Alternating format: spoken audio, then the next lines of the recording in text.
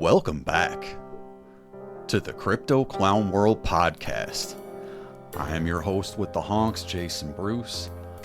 We are honking back in for the 22nd of September. I do apologize for the hiatus, folks, but we are back and we are in full effect today. I do have my co-host with me, Mr. Christopher Lundy. How have you been, sir? Well, I gotta say, it's everything seems to be a heavy lift in the world, in locales, in life. But that's how you get stronger. That's how you balance yourself. Yes. And we're gonna be focusing on how the geopolitical situation is rebalancing in extremis, and we're also going to cover some competing narratives that I think will be very interesting for the audience today. Yeah, absolutely. And you know, that geopolitical upheaval that we always talk about every week lends itself to market volatility. And we've been seeing, honestly, some pretty volatile ranging for Bitcoin and crypto over the last couple of months. We saw a dip down just below 50K, and we've got people who are potentially calling for that level again or lower, potentially much lower. And I'm not sure that the cycle is going to allow for that, or that the macro picture is going to allow for that. They're certainly going to make people sweat here, but we're going to cover both sides, and we're going to show you what the potential is and what the probabilities are. And Chris is going to show you what's been going on in the world and give us a little background to explain kind of why things are messed up the way they are these days. So with all that said, it's fantastic to be back, folks. I do want to preface the show before we get into the real meat and potatoes. If you're back joining us here, or if it's your first time listening, please honk the like button. Subscribe to our channel. You will not regret it. Hit the bell for notifications. We'll bring you these podcasts and timely updates in the future. So with that said, Mr. Lundy, what do you have for us today on the geopolitical front? I have everything that the universe seems to just drop in our lap. It's almost like, sadly, shooting fish in a barrel. It's too easy these days. But that's the degree of mask-off moments we're witnessing, sadly or fortunately. There's, again, competing narratives. We got unfortunate, sad events, and we also got some potentially game-changing events that will massively provide not just investors or market participants, but people of different levels of participation in markets generally with a better way forward. But it's important, even for non-crypto folks, to understand that this is going to be part of the ecosystem. It's going to be. That doesn't necessarily mean that everyone has to participate in it. Some will want to utilize precious metals, but it's crucially important, at least from that platform, that is how it goes. So I wanted to do that as my preface before my primary talking points for today's episode. And with that said, get to our first one. And this is an article that was published by Reuters.com, and it's published on September 18th by Michelle Nichols as the author. So that was a few days ago. And this is based upon the big vote in the United Nations General Assembly. And headline is UN demands Israel and, quote, unlawful, close quote, presence in Palestinian territories within 12 months.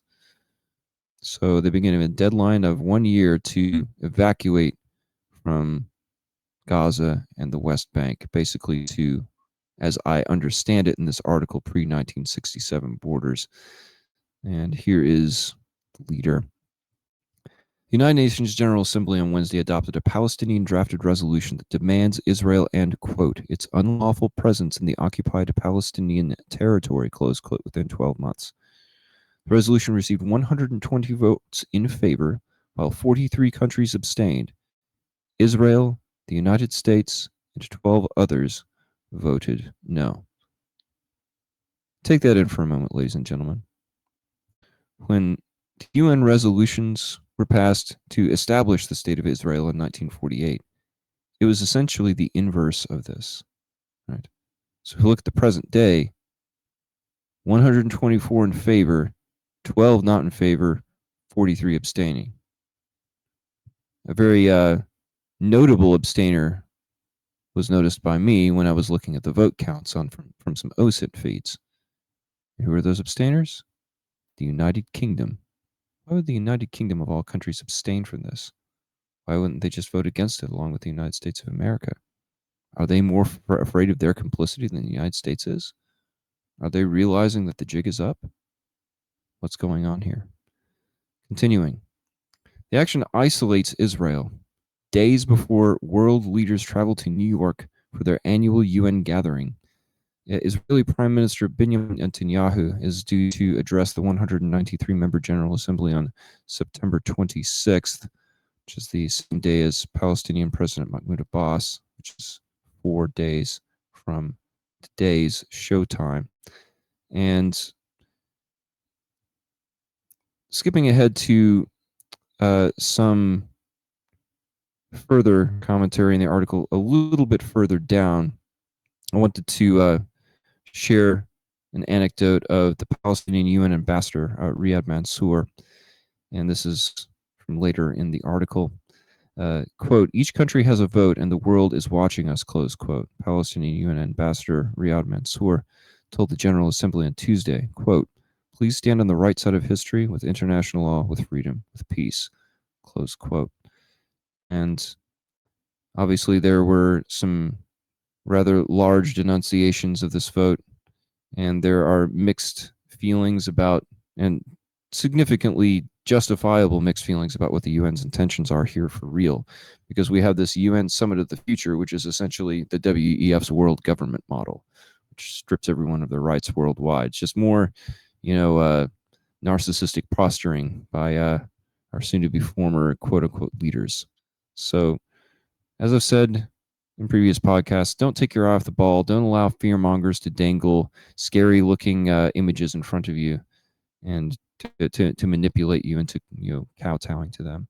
It's important to keep your mind right in these times.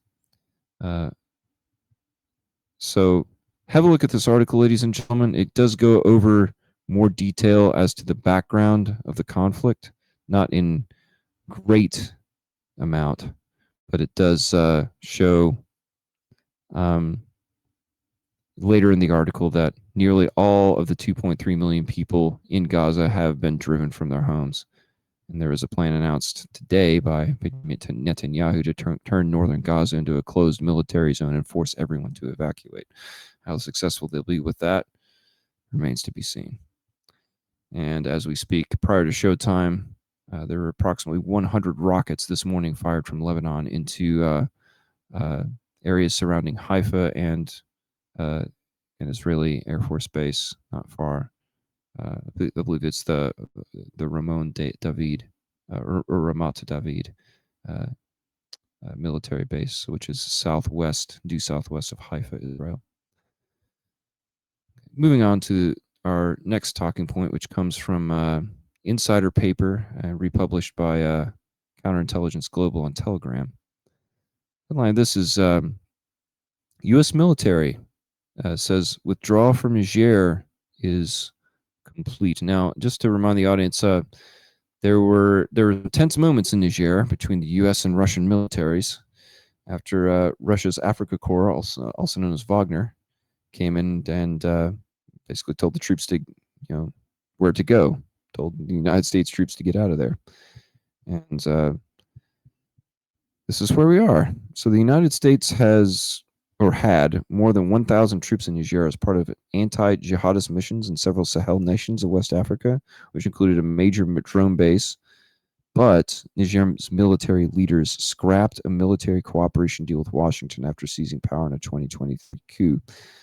And the United States withdrawal from Niger kicked off in May of 2024, which was 2 months after the government said it was ending a military cooperation agreement with Washington, claiming that the presence of U.S. soldiers was now, quote, illegal, close quote. So, with Russian backing, ladies and gentlemen, countries in the Sahel, countries in the so-called global south, countries in the so-called Fertile Crescent they're able, at least, from a negotiation standpoint, to face down the United States military and tell them what to do, and they're getting what they want. This is a complete 180 from the balance of power 25 to 50 years ago. This would have been completely impossible during the Cold War, especially towards the end of the Cold War. Continuing, the United States withdrawal from Niger, as I mentioned earlier, is centered based upon where its troops were. There were two main bases there. One was in the capital of Niamey, and the other one was a drone facility in Agadez that had since 2019 enabled air surveillance missions to be carried up to the borders of Libya. And this is very telling because why would they be mapping out the border with Libya unless they were intending to invade from the Sahel? Especially after what's already happened in Libya in 2011, the coup that took place that forced Muammar Gaddafi from power and resulted in his death. Interestingly, 6 months before his death, he called for an investigation publicly in the United Nations General Assembly, an investigation into John F. Kennedy's murder. Think about that, ladies and gentlemen. We have a former leader of one of the most prominent North African Muslim nations calling for an investigation of the murder of an American president that took place in 1963. This is 1963 to 2011, roughly speaking. It's quite a few years. It's almost 50 years' time. Right? So that means that people in the Ummah understand that the United States had a coup launched against it a long time ago, and that its true allies within the West have essentially been taken hostage and shown the door. That's where we are. And American troops have left the Niamey base in July and quit the Agadez facility early last month. That left less than 24 personnel at the U.S. Embassy to prepare for the completion of the withdrawal. So it's over for the United States military in the Sahel, ladies and gentlemen. They're not ever coming back. This is the end of our presence in the Sahel in North Africa, the beginning of the end of it. And with the Sahel's presence to the Eastern Mediterranean, as I've mentioned in previous podcasts from months prior, that's going to give Russia serious geopolitical advantage because they're going to be able to launch strikes directly against any intervening adversaries from North Africa. But that's not necessarily a good thing for Russia because they could get caught unawares, and there was already a coup attempt in the Congo, which I'm not going to cover on today's show. But moving on to our next talking point, which is also, interestingly, from Reuters. And this was published on September 17th by Lila Bassam. And this is in response to, and I've got plenty of details on this pager situation, ladies and gentlemen. That's what this story is about. So here's the headline. Hezbollah vows to punish Israel after pager explosions across Lebanon. And a few bullet points from the summary of the article. Hezbollah has called it the biggest security breach in war with Israel. Hezbollah fighters among those killed, and they later confirmed that 2 of their senior commanders were in fact killed after this article was published. And the reason why pagers were used is they were trying to avoid Israeli tracking, but it was later uncovered that Israel had planned this operation at least 15 years ahead of time and compromised the supply chain of these pagers in at least 2 countries that are known to this day. One is Bulgaria, and the other is Hungary. Interestingly, both Bulgaria and Hungary share a border with the Black Sea coast. So smuggling those out would have been very easy. And this is also going to create some problems for the Hungarian government in terms of their complicity with what's happening in there, which is very bizarre considering this peacemaking stance that they're putting forward. It's hard to know what side they're on, but at some point we'll find out. But here is the leader. Militant group Hezbollah promised to retaliate against Israel after accusing it of detonating pagers across Lebanon on Tuesday, killing 9 people and wounding nearly 3,000 others, who included fighters and Iran's envoy to Beirut. Lebanese information minister Ziad Makari condemned the late afternoon detonation of the pagers, handheld devices that Hezbollah and others in Lebanon use to send messages as an, quote, Israeli aggression, close quote. Hezbollah said Israel would receive, quote, its fair punishment, close quote, for the blasts. This is this is unprecedented, ladies and gentlemen, because in previous times, the Lebanese government and Hezbollah were actually fighting against one another from in the early 1980s. Today, the Lebanese government is essentially endorsing Hezbollah's actions.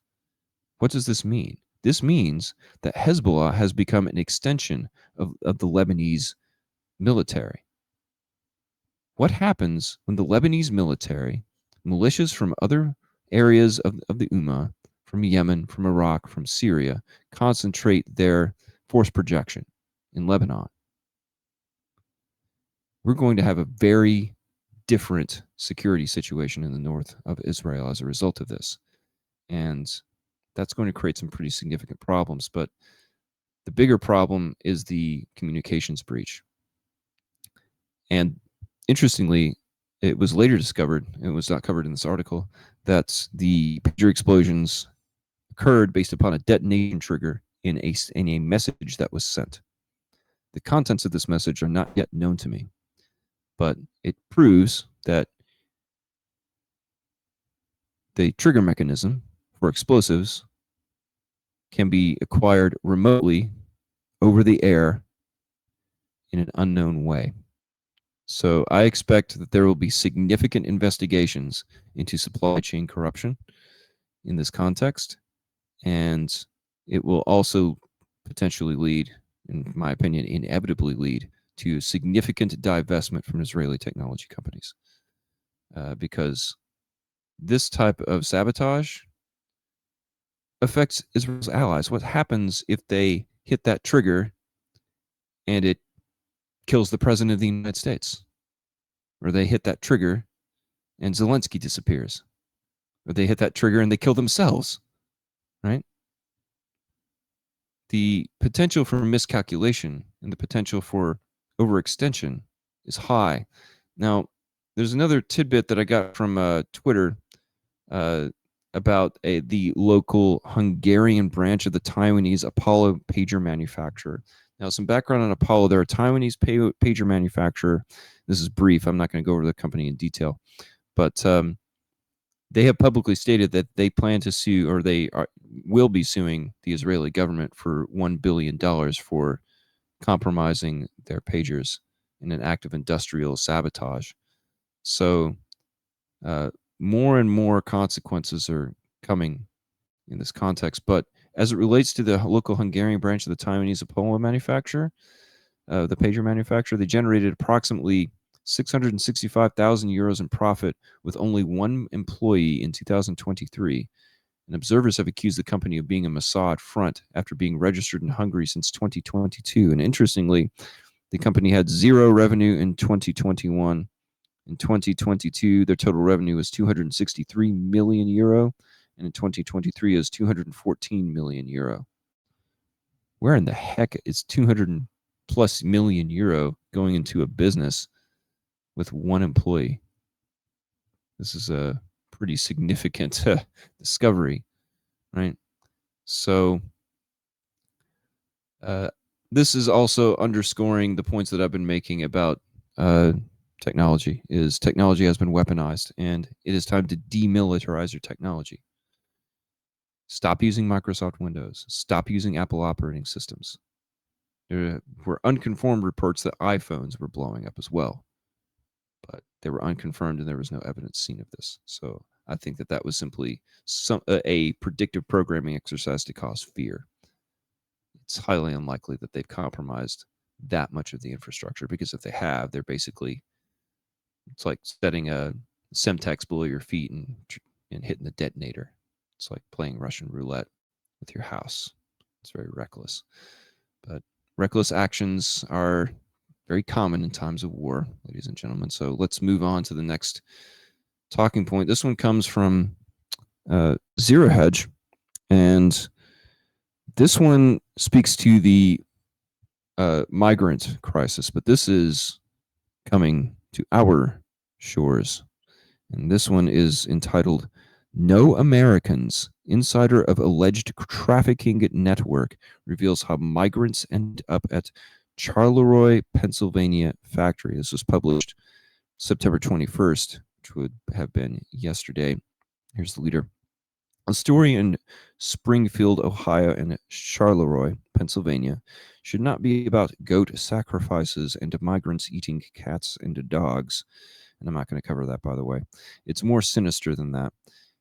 It's about a much darker reality of an alleged large-scale human trafficking and labor exploitation network operated by mysterious staffing companies with dozens and dozens of passenger vans in what some have called, quote, modern-day slavery, close quote. These migrants are shuttled around to factories, displacing native-born workers.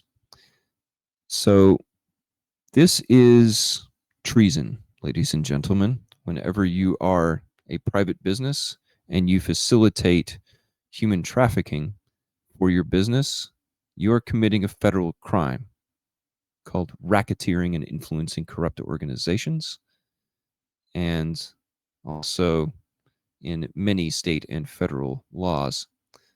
The fact that this is happening speaks very strongly to involvement of people of higher, shall we say, unit shifting authority with lots of money to make these types of things happen and take place. So, but since then, the developments have been borderline preposterous, right? So the migrant population in Charleroi, Pennsylvania went up by 2,000%.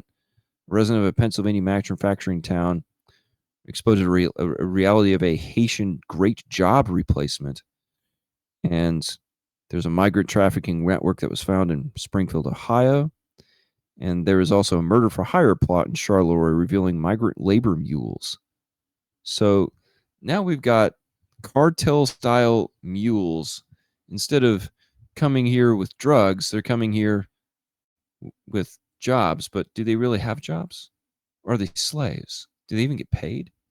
I'd say it's highly unlikely considering how the United States military has treated Haiti over the last 30 years. Coups and all kinds of different interference. So what does this mean? Well, it means that the American labor situation is so dire that companies either feel it's necessary to import large amounts of these people, or, in my opinion, the more likely outcome is that they are being paid by someone, I don't know who, to facilitate this trafficking, possibly even blackmailed into doing so. So it's hard for me to wrap my head around why any company would actually engage in this, considering that supply chains are very easy to inspect, generally speaking, especially for publicly owned companies. But what this tells me, ladies and gentlemen, is that there's going to be a massive shift in the labor market. There's going to be people that just straight up refuse to do business with any company that does this. I mean, the boycotting works, and boycotting is kind of becoming the default position, not just in the UMA as it relates to what's happening in the Levant, but here as it relates to what's happening domestically within our own country. So expect more pushback from that, ladies and gentlemen. Moving on to our next talking point. And this is something that I found very interesting because geopolitics can oftentimes result in a situation that I would describe from a James Bond movie where the heroes and the villains get all mixed up. Right? And that was from one of the Daniel Craig-led James Bond films. This is one of those, ladies and gentlemen. Here's the headline. Do Russia and Iran's interests collide over the Zangezur corridor? Now, the Zangezur corridor project has become a geopolitical flashpoint for major regional stakeholders, which include Russia, Iran, Turkey, Azerbaijan, and Armenia, where competing interests threaten to reshape global alliances, trade routes, and borders. And I covered this whenever I was covering the changing global shipping routes as it relates to the Houthi attacks in the Red Sea and how that is resulting in new shipping routes coming online. Well, let's have a look at the leader.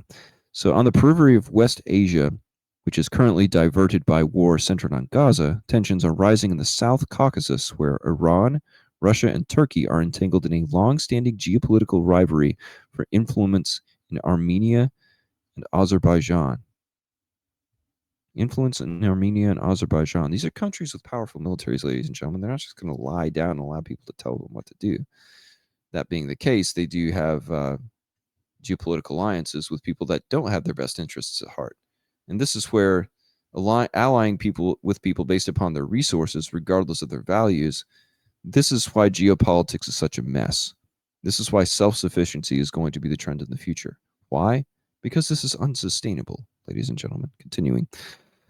At the heart of this dispute is the Zanzibar corridor, as I stated earlier, but it would also potentially disrupt Iran's direct border with Armenia, cut off its transit route between Azerbaijan and Nakhchivan, and negatively impact its trade relations with Central Asian neighbors. And moreover, Tehran believes that the Zanzibar corridor is a Western-backed project to encircle Iran, Russia, and China, and that Moscow, diverted by its war in Ukraine, is not seeing that threat developing on Iran's northern border. So Iran's argument is here that more fronts are being opened, but they're being opened covertly. And the proof of that is the pager explosion situation. So how did the EU get slowly taken over by psychopathic communists? Trade deals, trade treaties, energy treaties. That's how they hide their activities, ladies and gentlemen.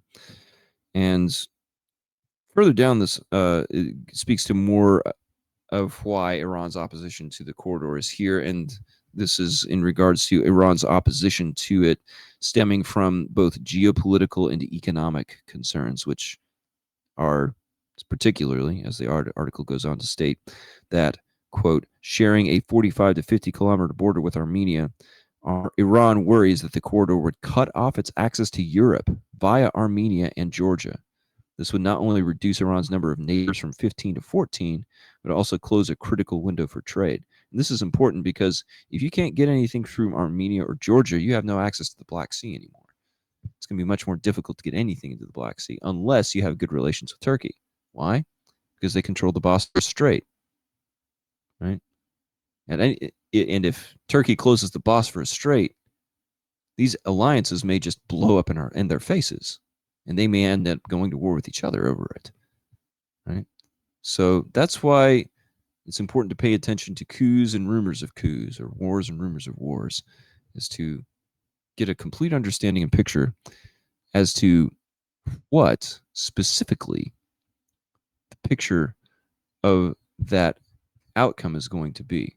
Because in this case, as the article goes on to state, and this is interesting, is what Russia seeks is a route to connect proper Azerbaijan to Nakhchivan, and therefore facilitating trade and communication through Armenia's Syunik province, unlike Baku, which plans to occupy the southern belt of the Syunik region, merge it with Nakhchivan, and turn it into a corridor.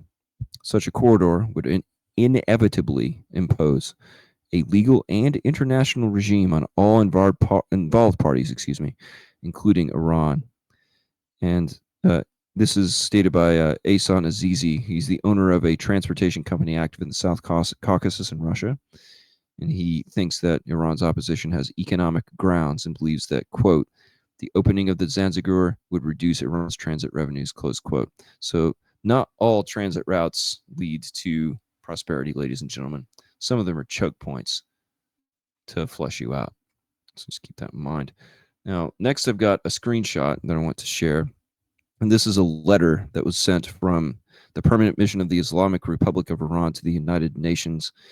And it is numbered 2207151. And this is addressed to what appears to be the UN General Assembly's, or it does not state where it was sent to. I don't see who is addressed to, so it could simply be the UN General or the Secretary General, which would be Antonio Guterres. So here it is. I am writing to bring to your excellency's attention the cowardly and vicious terrorist attacks against Lebanon civilians in the act of aggression against the sovereignty and territorial integrity of Lebanon, carried out by the Israeli regime, which also targeted the Islamic Republic of Iran's ambassador to Lebanon. And he was injured, ladies and gentlemen, had to be flown back to Tehran for treatment. According to reports from the Lebanese authorities, on the afternoon of Tuesday, September 17th, 2024, at approximately 3:30 p.m., 3:30 p.m. There's that 33 number again, ladies and gentlemen. And when did the chopper that took off, or the chopper that was carrying former Iranian President Ibrahim Raisi, also took off at 3:30 p.m. Interesting, very interesting. Continuing. Approximately around 3:30 p.m. local time, in a premeditated and provocative act aimed at the mass killing and murder of Lebanese civilians, the Israeli regime detonated handheld communication devices in Beirut. These criminal and terrorist attacks resulted in the killing of at least 11 civilians and injured thousands more, including Iran's ambassador to Lebanon, who sustained injuries. And they go on to footnote specifically what their actions are going to be to follow up with this. So have a look at the statement. But the long and short of it is, Iran is furious and they're likely to take action sooner rather than later. But they still haven't retaliated for the assassination of Ismail Haniyeh. So they're just getting more casus bellis in position, and they've got everything documented. So this will be interesting whenever the wars wind down and the trials start. Moving on to our next talking point. This is just a brief cursory mention from Middle East Spectator. So the New York Times is now claiming that BAC, which is the company registered in Hungary that was manufacturing the pagers referenced, is a Mossad front that had ordinary clients.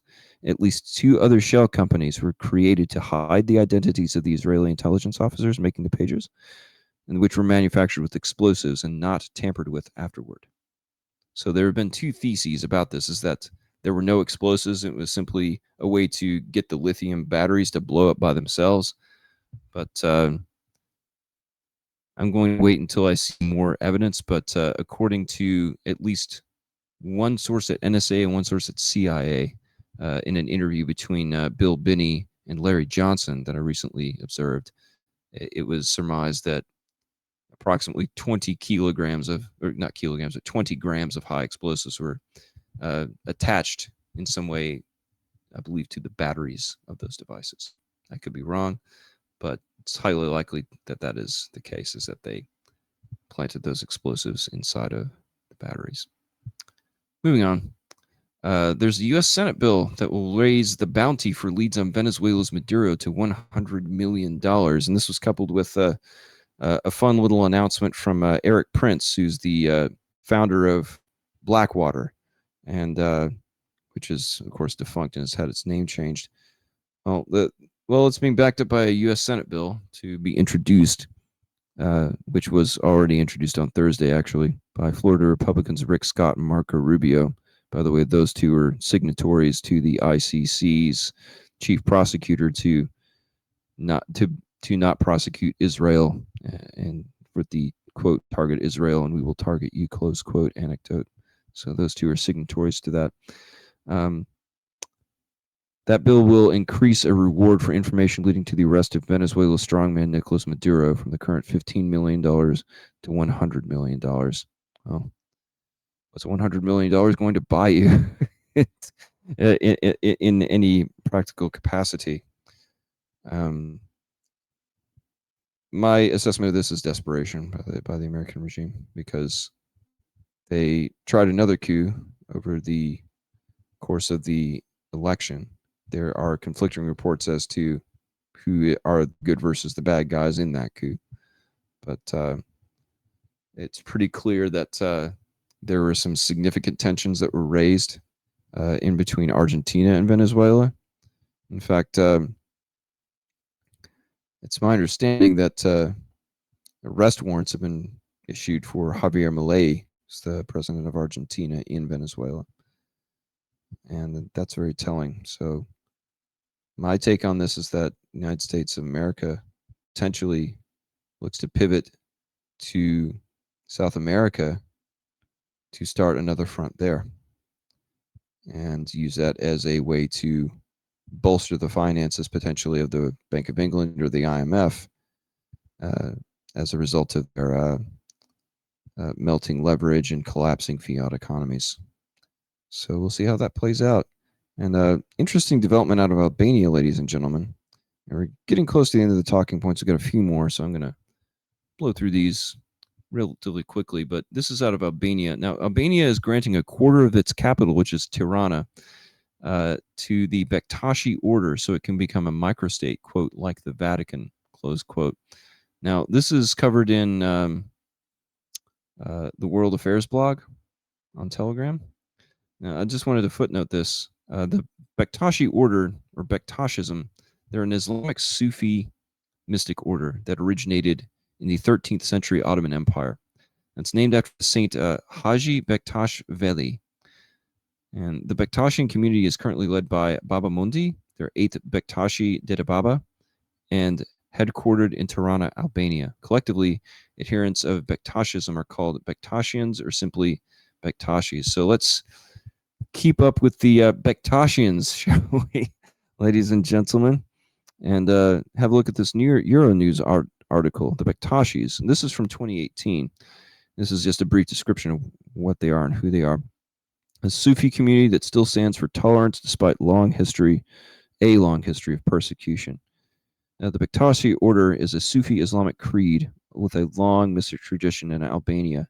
It was espoused and founded by the Janissaries, and the Janissaries were essentially equivalent to the immortals of the Persian Empire. They were the elite soldiers of the Ottoman Empire, and they were primarily recruited, interestingly. These were not Muslims. They were recruited from Christian areas of the Balkans. So largely, these Janissaries were Christian soldiers.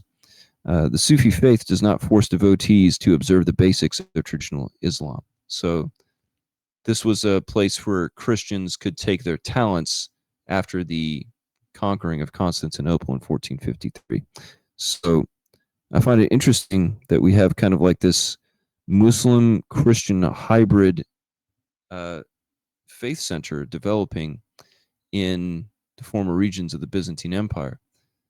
I think this will create potentially, as well as efforts between Lebanon and Iran, to create interfaith dialogues between Christians and Muslims based upon the threats that they face. They are turning towards each other. I anticipate that there will be more Christian-Muslim unity outside of the West, but that this will eventually, over the course of the next decade or two, trickle into the West in a more visible way. But there will be a lagging indicator there. Moving on to a really damning article about LinkedIn, ladies and gentlemen, from Zero Hedge. So Microsoft-owned LinkedIn is using people's data to train artificial intelligence models. And frankly, I'm not even going to look at this article, ladies and gentlemen. I've already read it. But this should tell you everything that you need to know about using LinkedIn, about using Microsoft products. These people do not care about your privacy. They do not care about your future. They simply want to put your data into their data warehouses and lock you out of it. Get rid of your LinkedIn accounts. Moving on. Now we're going on to another Zero Hedge article. Lots of great content on Zero Hedge. It's another great primary resource, ladies and gentlemen. And this is about the Bulgaria company. Now, Bulgaria has officially opened a probe into the local company linked to the Israeli intelligence tampered pagers. And this actually was originally authored by the Cradle as well. And they announced on Thursday of last week that they are opening an investigation, and preliminary reports named Norta Global Limited to the sale of the pagers to Lebanese resistance movement Hezbollah, with Hungarian-based shell company BAC Consulting acting as an intermediary. So they were working together, and BAC Consulting KFT was involved in the transaction as a simple intermediary, so much so that the company itself did not actually carry out any activities. It does not have an office. It is only reported to a home provider, close quote. This is Hungarian news agency Telex reporting this on Wednesday. And it's owned by a Norwegian citizen, interestingly. Why would a Norwegian citizen open any business outside of the country? Probably because they don't want to be directly complicit inside of Norway, since Norway is very close to Russia's border. It shares a border with Russia in its Arctic regions past the city of Hammerfest in Norway, for those that are interested in northern Norwegian geography. And it was founded in April 2022 and located at a residential address in the Bulgarian capital. Interesting. These so we've got Norta Global located at a residential address in the capital of Bulgaria. Suspicious much? Yeah, I think we pretty much covered that well enough, ladies and gentlemen. And now for our last talking point of the day. And this is probably the most damning one you'll see. So I would encourage everyone to go to Neuberger Berman. It's one of the largest fund management hedge funds in the United States of America. It has a huge portfolio of almost $500 billion. Okay, this is not a small company. These people are big players. And in fact, they were, this particular big player, Stephen Eisman, was featured in The Big Short. Well, Stephen Eisman, he's a top fund manager at Neuberger Berman. And he posted the following on X, and this is based upon a Zero Hedge article, and we can look at the Twitter thread later if we wish to, Jason.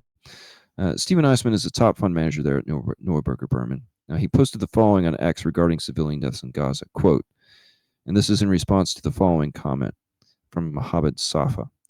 The screams of Palestinians in Gaza being burnt alive by Israel. A Holocaust is happening right before our eyes and the world is silent. This is Mr. Eisman's response. Quote, you must be kidding. We are not silent. We are celebrating. Close quote. So this is more than a tacit admission from the financial establishment in the United States of America that they are celebrating and potentially financing this massacre. What does this mean? Well, it means that he's been placed on leave by Neuberger Berman. And interestingly, he tried to weasel his way out of the tweet by saying it was an accident and then later deleted his entire Twitter account. So this is another example of an own goal, ladies and gentlemen. And in information warfare, one of the tactics is to take advantage of your adversary's aggressiveness by posting factual information and waiting for a disproportionate response. So I find it interesting that people that are consistently engaged in a lot of this propaganda warfare end up shooting themselves in the foot. Right? But this gentleman clearly did not do his due diligence before getting in front of his keyboard and making a fool of himself. This is the statement that was released by Neuberger Berman in response to this. Quote, Mr. Eisman's personal comments on social media are his alone, and he does not speak for Neuberger Berman, it said. I'm going to stop there and pause. The Neuberger Berman logo is featured, or was featured, on Mr. Eisman's Twitter account. So the branding was there, and he did it specifically under their brand. So they're essentially distancing themselves from Mr. Eisman. Continuing, quote, even though Mr. Eisman has acknowledged that he mistook the content of the post he responded to, his actions on social media were irresponsible and objectionable, close quote.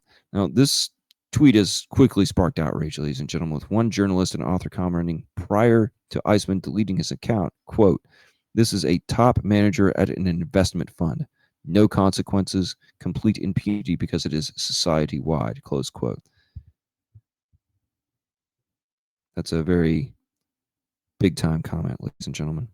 I expect significant attention to be put on Neuberger Berman after this tweet, especially by the prosecutors at the ICC, and I expect many of these people to be added to the docket in the years to come. So this is the end result of virtue signaling, ladies and gentlemen. Don't do it. And with that, Jason, that reaches the end of my talking points. But as we discussed before showtime, we may have some questions for the audience that I may have some answers to. So I will toss it over to you, sir, to grill me appropriately. Back to you. Hey, Chris, I appreciate you bringing us around the world, and it's always enlightening. Um, Thank you, sir. really incredible. So, yeah, I had a few questions in the Discord, just more general stuff like, where are we at in terms of potential for like, a larger crash? Is it going to affect like just auto or just housing or, where are we at with like the bigger picture in terms of can we see the market just totally implode? The answer to the question is yes. um, yeah, it's kind of like that's a cheeky comment. I won't reference that, but so no comparative references there. But it's like asking if you like blondes or brunettes and just saying yes, right? It's pretty much like that. Yeah, pretty much. Well, this is the everything bubble, ladies and gents, right? In the automotive industry, we have, and this happened years ago, countless car dealerships go under in this country, mainly used car dealerships, because their primary customers were airports. And airports bought the cars from these used car dealerships on the cheap, rented them out, recovered their initial plus profit, resold them, rinsed and repeated. Well, the lockdowns changed that forever to such an extent that some car rental companies almost went bankrupt, right? So there's that. Then you got Boeing, which is in a situation where they are going to be implementing furloughs as a result of 33,000. There's that 33 number again, Jason. 33,000 of their machinists are going on strike. And they're starting to hemorrhage executives. So the implosion of Boeing is underway, and the heavy sanctioning of Boeing by China has essentially neutered their business model. They were getting a lot of money from China, ladies and gentlemen. But this is what happens when you F around, you find out, right? So what's going to happen as a result? Well, there's going to be massive rebalancing of portfolios. People are going to be going into real assets. If you look at what happens during the Weimar Republic hyperinflation and the years that followed, precious metals were the number one investment class. Number one. A single gold Reichsmark could buy you an entire neighborhood in central Berlin during the hyperinflation. So,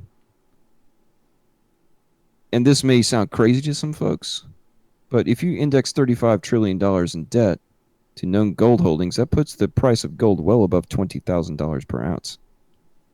So expect much higher precious metals prices that you never thought you would ever see before in your life. They are coming. Yeah, definitely. I would tend to agree with that on, pretty much all assets at this point. So I think Precisely.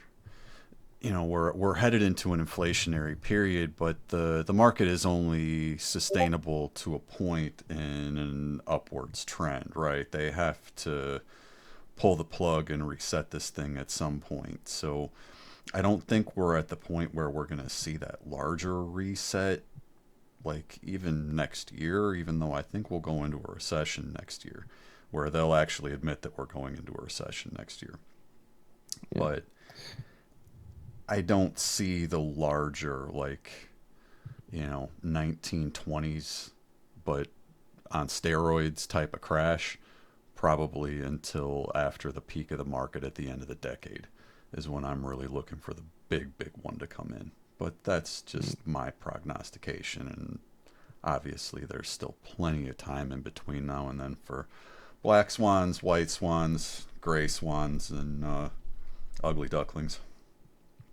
Well, yield curve inversion and followed by disinversion has preceded every recession in U.S. history. And interestingly, just before the 2008 crash, what did the Fed do? They cut rates by 50 basis points. By the exact same amount. Nothing new under the sun, ladies and gentlemen. Yeah, and the rate cuts to me, that seems like an illusion, Yeah. Just for them to get to where they want with rates, much less back to 0%, seems impossible to me. Yeah. And when I just look at like a basic line chart of interest rates, it seems to me that we're headed back up to 20, 30, 40%. But I could be wrong. I hope I'm wrong, for most people's sake. Well, not wanting to be right is a characteristic of intelligence and humility in the current times we live in. So pat yourself on the back for that, Jason. I do want to mention a couple other things crypto related, since I didn't cover hardly anything crypto related in today's show. This is a tweet from a Xano_project. It was posted to X earlier this week. Quote, big news. We're hyped to inform you that we have secured our first fiat on off-ramp for Xano. In just a few weeks, you can buy and sell Xano directly using your debit and credit cards, making our ecosystem more accessible than ever. This is a big step forward in simplifying the onboarding process for new users. Keep you guys updated on the integration process. So I haven't looked into the process very much, but what does this tell me? Well, if privacy projects are implementing fiat on-ramps, that means they know something big is coming with fiat. And they're putting the off-ramps in place so that people have a lifeboat when the ship sinks. So that's coming. And also, I found a new liquidity source that is really solid called Houdini Swap. And I compared this to another swap site that is very popular amongst crypto users called StealthX. And I found about, roughly speaking, I could get on 1XMR, I can swap that for 2,567 T-fuel as of earlier this week, particularly on StealthX, whereas in Houdini Swap I can get 2,595. So that's a difference of 28 T-fuel. It's not that much in terms of dollars, but that tells me that essentially the fees aren't being passed on to me. Is that, is at least $1 worth of fees that I get to keep. And a few talking points from this. The most important thing is the privacy layer and the multi-exchange routing. So your private transactions are routed through multiple non-custodial exchanges. You can do a private swap or a standard swap. I would recommend only doing private swaps, of course. But here's the kicker. The privacy layer, your sent tokens are swapped into a randomized leading layer 1 coin before being swapped again into the receiver's token on their layer 1, which disconnects your sent tokens from the receiver's final tokens and breaks any direct link between either party involved in the transaction. The randomized layer 1 acts as a privacy layer, which effectively severs any direct on-chain connection between the exchanges and originating and destination wallets. This puts the chain analysis business out of business, ladies and gentlemen. This is a game changer on steroids. So I did a small swap, a Houdini swap with about 300 T-fuel, roughly speaking, into Monero. It's very seamless. Took a few minutes, and I got exactly what I was expecting to get. So, and the reason why I sought out new liquidity sources was because Change now massively increased their fees, significantly so, to almost 10 to 15% per transaction. I was like, yeah, this is no longer usable. I'm getting ripped off here. So I stopped using it. And this will be my new primary destination for swaps, as well as decentralized exchanges, ladies and gentlemen. Yep, go ahead, Jason. Go ahead. Yeah, just fantastic stuff, man. I just want to credit my mentor, Crypto Lifer, for bringing that to our attention, because he brings a lot of alpha to the table, and that should be a game changer for everybody in our community here. So make sure that you're taking advantage of that. If you're doing any kind of swapping, it'll definitely help you. And I mean, if you really think about it, Chris, like T-Fuel was like 67 cents at its high in the last run. So potentially that saved you $20. Yeah, precisely. Yeah. So there you go. And that's still $20. That's $20 at the bottom of the bear that you can put into a nice altcoin that grows into something special. Yep. And exactly. It all aggregates, and it all compounds. So that $20, those fees, if you're especially if you're doing multiple swaps, you're gonna save yourself some money over time for sure. And Xano's also developed a confidential layer 1. It's the first ever decentralized non-custodial bridge between public and private blockchains. So expect to see all the meme coins and all the metaverse games go into private blockchains and get migrated over. So going after a lot of these public blockchains, it looks like the privacy community has got their number. They just did something that completely changes the game from swaps. So This is an unstoppable change, ladies and gentlemen. Don't believe the hype. Don't believe the fear mongering. These people are losing their power and they're panicking. Do your due diligence. Execute your strategy. Don't panic. Yep, this will allow you to, you know, move things around in a way where people won't be able to see your wallet, you know, and understand that, you know, you may be a multimillionaire, and you know it provides you with the security that you have with making a transaction with a bank. So I think it's just kind of a basic, you know, core philosophy in terms of how this stuff should work. Right. You know, transparency is important in certain aspects, especially when you're talking about, say, governments. But when you're talking about private individuals, private citizens, it's not something that corporations or governments should have access to. Yeah, it is not. But I will toss it over to you to for the TA fun times. Jason, let's see what you got.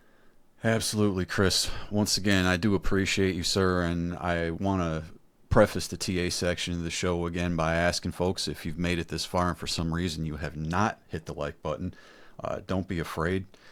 You won't hurt yourself. If you do, we can help you out. We do have splints and tourniquets and proper tape to make sure that, you know, we can fix your finger if you hit that button a little too hard. So hit the like button for us, folks. Make sure you're subscribed to the channel and hitting the bell for notifications as well, so that you get alerts when we put these recordings out.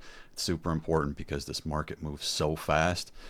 Things turn on a dime, and you know, it's not just going to be these weekly reports that are going to be coming out. I'm going to be putting out shorter videos, you know, both for short-term predictions and cycle predictions and things that'll help you navigate the market here over the next few weeks and months, because things are going to heat up big time. I guarantee you, you are going to be shocked at what happens over the next few months, whether it is complete destruction of these markets or, more likely, pumps to the stratosphere, to the moon, to Mars and beyond, where people are making, you know, 10, 20, 50, 100x or more. So I want you to understand, folks, it's coming. If you've been waiting this long, if you've been holding your crypto, congratulations to you, because you are one of those rare individuals who has the testicular fortitude, shall we say, to weather the storm that has been the crypto market, not just over this summer, but over the course of time. So pat yourself on the back. Give yourself a little bit of congratulations if you're still here. If for some reason you're listening and you don't have a position in crypto right now, I would sincerely encourage you, and keep in mind, nothing that is said here should be construed as financial advice. I would encourage you to get a financial advisor, do your own due diligence and research before jumping into any coin investment project or trade that either we, anybody else might recommend, or that you might see anywhere. Do your own research, folks. But from my perspective, from what I've seen in the past, from what I've been able to do in the markets previously, where I've done the 10, 20, 50, 100x that we're talking about here, I've done it. Okay? I've done it. And I'm going to do it again. You'll do it again if you're in these markets. All right? I'm confident of that.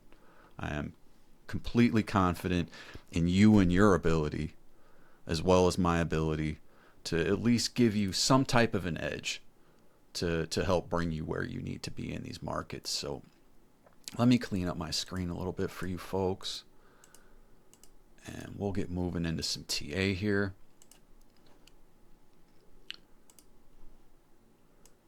A little bit of a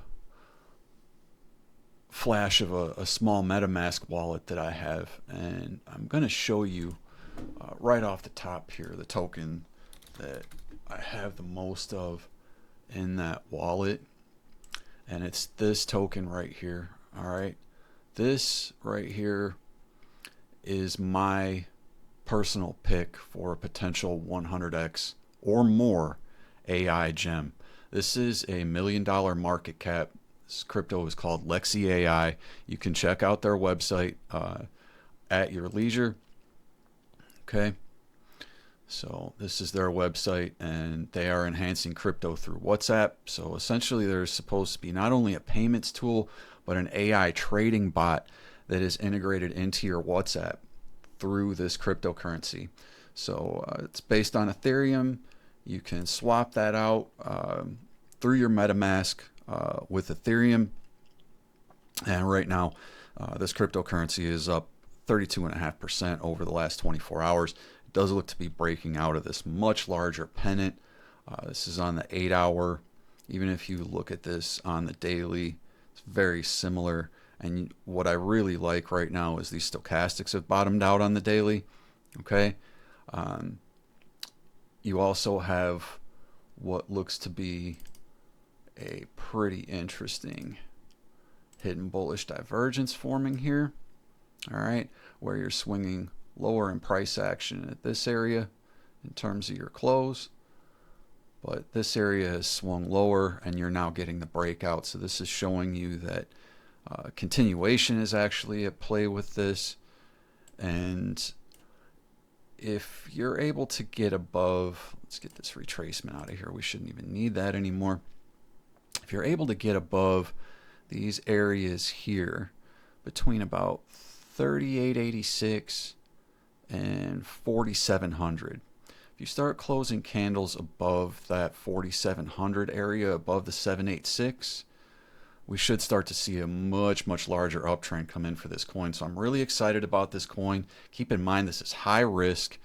I'm starting to show off with, you know, what will likely be my riskiest play for this part of the run. So keep in mind, I have put several $100s into this coin already, and I've just been accumulating in this range at the bottom, and I'm now looking for a much larger breakout, at least close to a 5 or 10x before this thing really decides what it wants to do.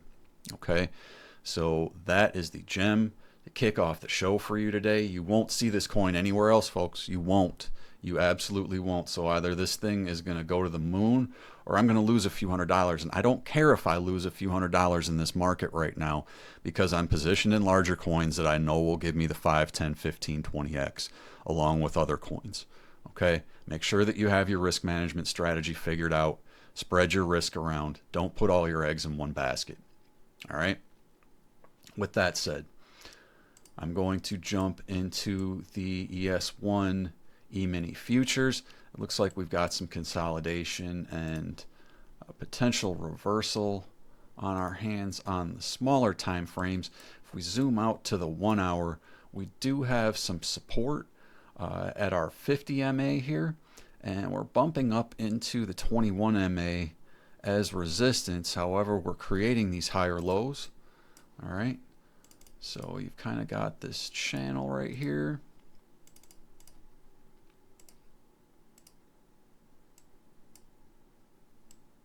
Okay, and you know, nothing saying that we can't come back down here and W back out or double bottom back out of this area. All right, if we were to get, like, you know, direct break out of this,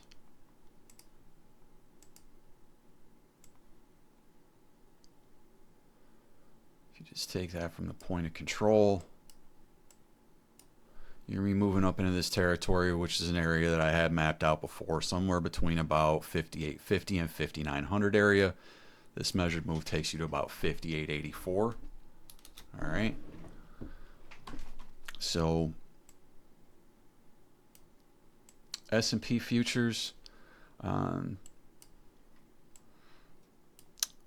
we're going to see retracement, could come back down and fill this inefficiency here, this gap, which coincides perfectly with your 200 daily moving average. Or excuse me, that's the 200 MA, not the 200 daily. It's just the 200 MA on the 1 hour. I apologize. So about 56.42, you could find support maybe just a little bit lower at this high volume node around 56.27. It looks like there's kind of a spider line that coincides with that as well. So don't be surprised if we see a little pullback in the S&P before we move up. So if this channel breaks down, you know, I would expect that move. If the price action stays in the channel, I would expect consolidation and a move back up. All right. So that's S&P. Bitcoin futures just opened. All right. So CME is live right now and it looks bullish actually at the open with a green candle printing here, price above the 21 MA on the 4-hour. However, keep in mind there is an inefficiency that opened up on the 4-hour here for CME. That comes down to the area around $54,000. If we were to see a retracement to that level, it would definitely be a liquidity grab for the market. However, it just doesn't seem very likely right now based on what I'm seeing. Let's look at a few other indicators, a few other things, and see what's going on and why that might not happen. All right. Now that inefficiency is also showing up on the 22-hour chart, but I want to note if you flip over to the daily,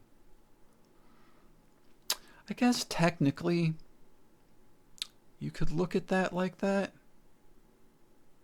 because it opened up so much higher than where this closed.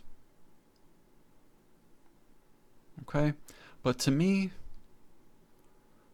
this actually is not a gap on the daily. All right. Like this here, this was a gap. Okay. This here was a gap. All right. I'm not sure that I can look at this on the daily as an inefficiency.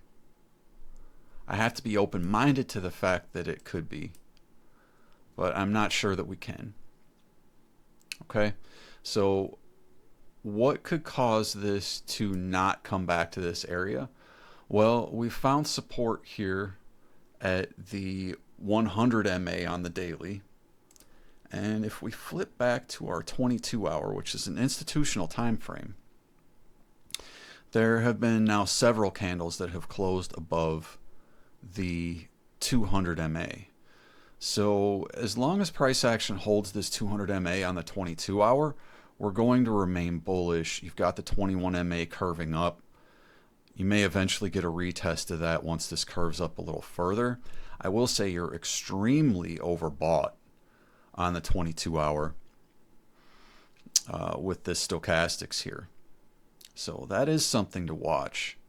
Certainly something of concern, or at least to keep an eye on. But these closures would typically indicate that you're going to hold that 200 as support, and a breakout of that level, which is what it looks like we're seeing here, typically would result in a much larger move up. So what you're going to want to do now is zoom out further. And what this is telling you is that a huge move is coming for the cryptocurrency space. Because on your 5-day chart, we have multiple things here that are showing us that something large is coming. All right, we have this divergence level here. Okay, and you're saying, well, you know, if you go back here, that's not actually a bullish divergence because this was obviously much lower in price action. Yes, but if you look here, okay, we have this area in price action where we've had this extreme volatility, all these wicks. This is essentially a support line. And this support line is showing us that right now, price is breaking out above the 21 MA with the RSI above the 50 level. Those two things are corresponding to each other on this 5-day chart. This is a key chart for you to look at on the macro right now. This is absolutely huge what you're looking at here. Okay, so this 5-day chart is showing us that we really don't have very far to go until we create a new high, which if you see a 5-day closure above about 73,800, get ready for a ride. Okay, get ready for a big ride up. This just looks beautiful to me. Now, could this come up and fake out here like it did before? Yes, potentially. But if you look at what you saw here with this condition, you had kind of a weak candle here. This is clearly weak buying with this wick. And this resulted in a flash crash. Okay, this was a very, very difficult move to predict unless you were watching some of the smaller time frames. But what this did is essentially give us a reset on our moving averages and allow us to start creating higher lows. So we've now created a higher low, and we're now looking to create more bullish structure for consolidation in this range above the 21 MA for us to break out of this spider line here. Okay, so we do have a possibility of coming up to this area around, say, 69,000, 69,420. All right, somewhere in that area we may face rejection at the top of this channel. Could come back down, you know, create another dip down to, like, say, even 60K, and then really, really launch. All right, and that would create a nice inverse head and shoulders.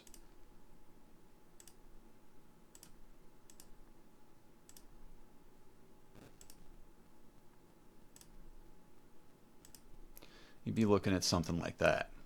Okay, now there is potential that something like that has already played out. All right, so if we look here, is this already starting to play out?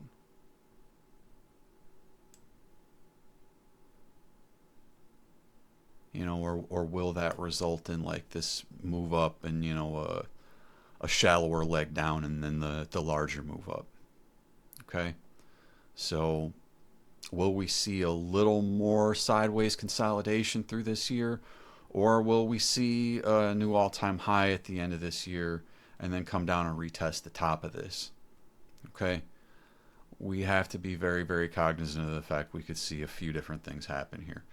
I do not, in the probabilities that I'm looking at, see a new low being created on a wick below 49K.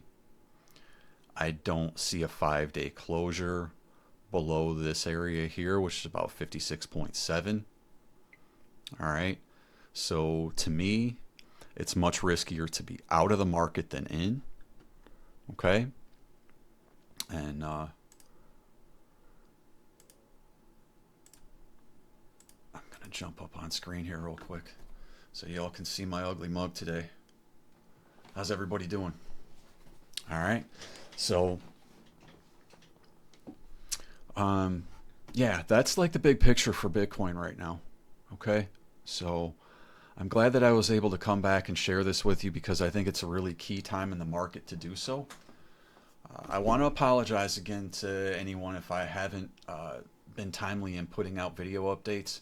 It's just been very, very hard for me to do things that I had planned and hit goals that I wanted to hit this summer, and still bring this content to you in the manner that I want to bring it to you in. So, you know, I want to apologize for that, first of all, okay, because realistically, you know, you guys are a big reason why I do this, because I do want to help people in these markets, okay, but I also need to help myself. All right, so, you know, with that said, with the time that I've been out over the last 2 months, I've managed to drop 20 pounds. I'm down almost 30 pounds over the summer. I feel great. I'm only a couple pounds from my goal weight. I'm around 190 pounds right now. My goal was 187 pounds, which is essentially the lowest I've ever been.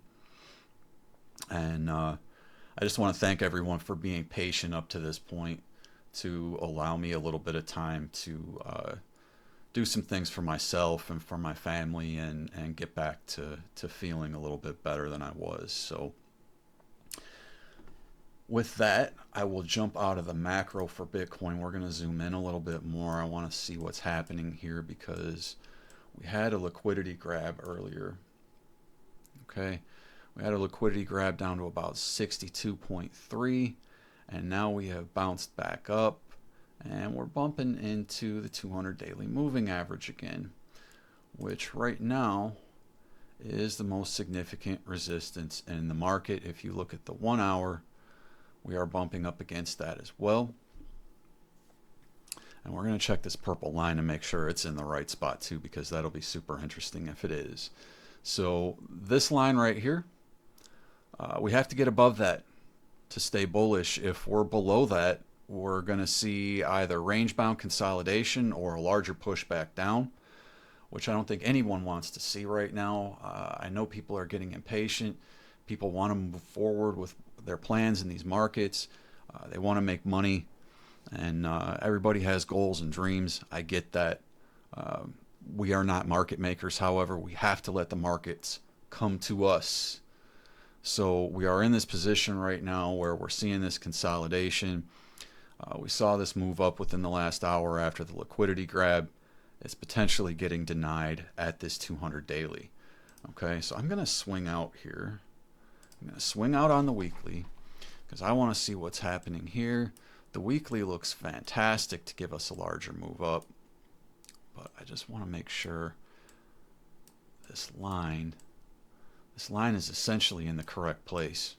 Okay, so this purple line here, if we go back, bumps the panic bottom in 2020 from the pandemic,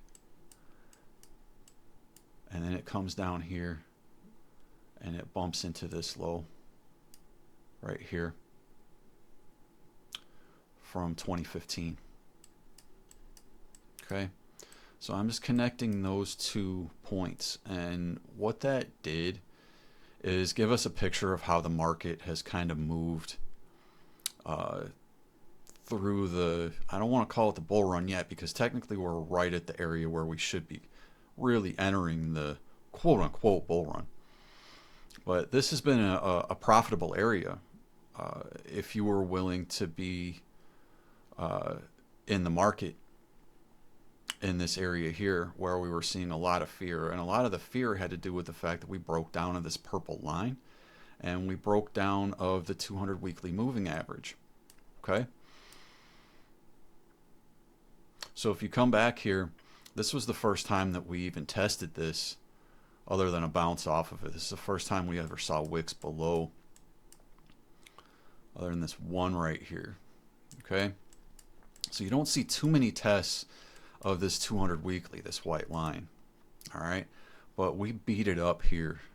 We beat the crap out of it.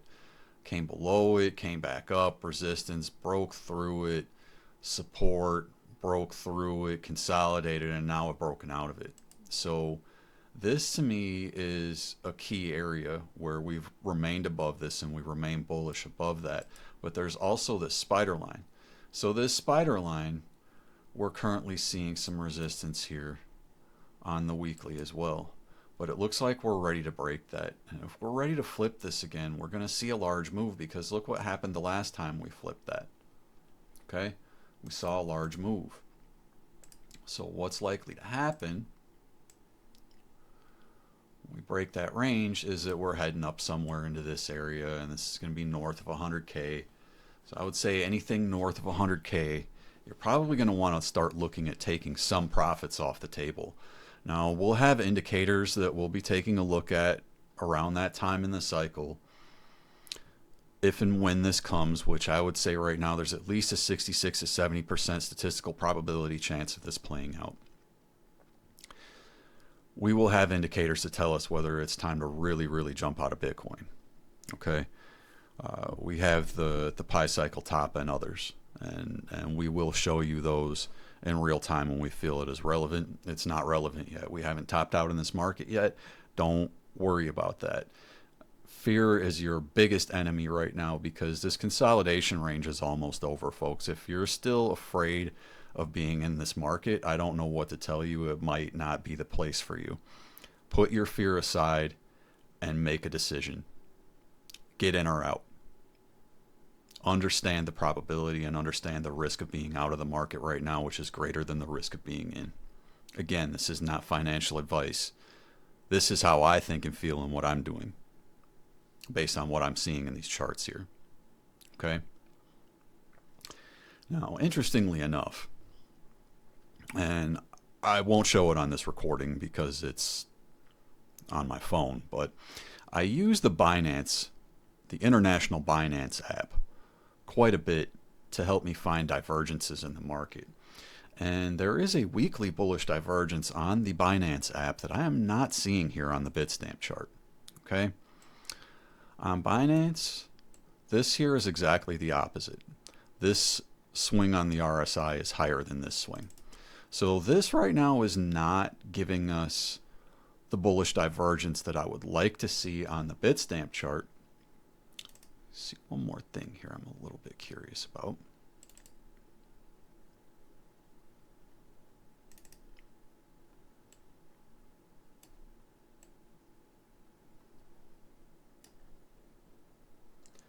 That actually is some very, very slight hidden bullish divergence. Okay, this is swung down just slightly lower than this area. Oh, no, I apologize. That is not hidden bullish divergence. So we're not seeing the divergence on Bitstamp that I'm seeing on the Binance app on my phone, which is interesting. So let's jump over to another chart. Let's see if we can find some weekly divergence for Bitcoin. Let's see if we have any on CME. Yeah, it's not coming in on CME either. That's so interesting. And the reason I reference this is because my feeling is that Binance is such a large entity that they have a very specific amount of control over the cryptocurrency markets. All right. So real interesting on the daily right now. We're bumping up again this 200 daily moving average. I like what this candle is doing in terms of how it's going to close here in a few minutes, because this is going to close with a higher high. And this is a bullish candle. It's a pin bar type of a candle, just as this one was. Just has a little longer wick on it. Okay. So we can stay overbought on this daily for a little while longer and see the breakout of this 200 daily based on this candle. Okay. And that's just basic like candle TA, where you're seeing these higher highs printed. All right. Let's flip over to the weekly on Coinbase and see if we have bullish divergence there. We do not. This is so interesting to me because I'm really curious why it prints on the Binance app, but it's not printing on the larger time frames on these charts. Okay. So even if we're to take a look at Binance itself, we're still not seeing that divergence.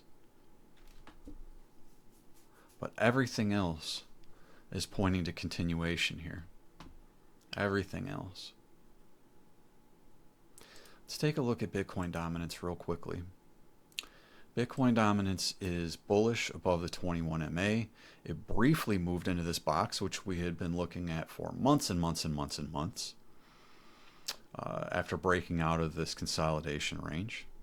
And it looks to be heading back up a little further. This 1.618 fib around 59% is a target. 59.85% is an area it may reach as well. And honestly, it could stretch a little bit above this box.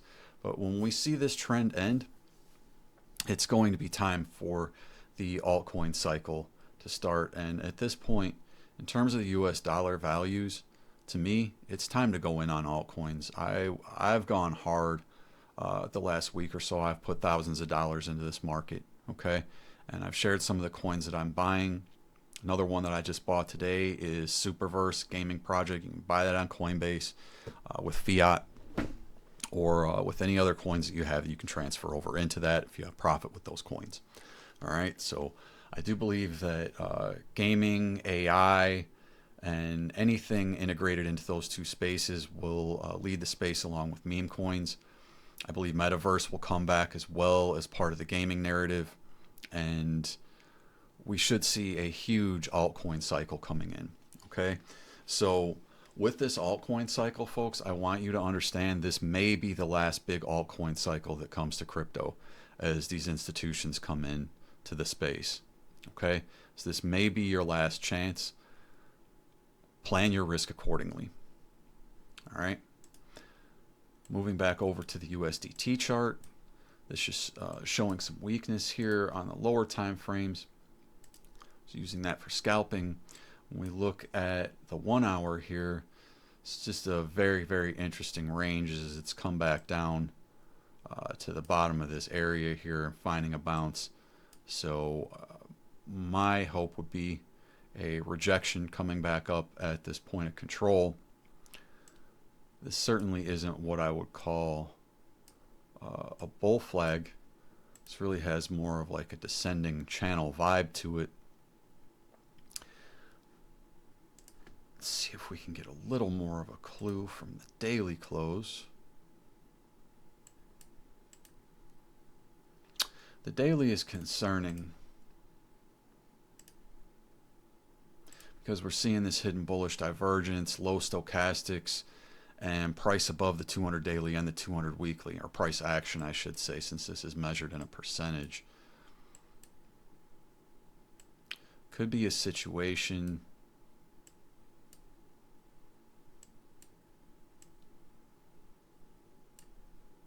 where you would see this come back up to the top of the range before we would see this dump down in like a head and shoulders.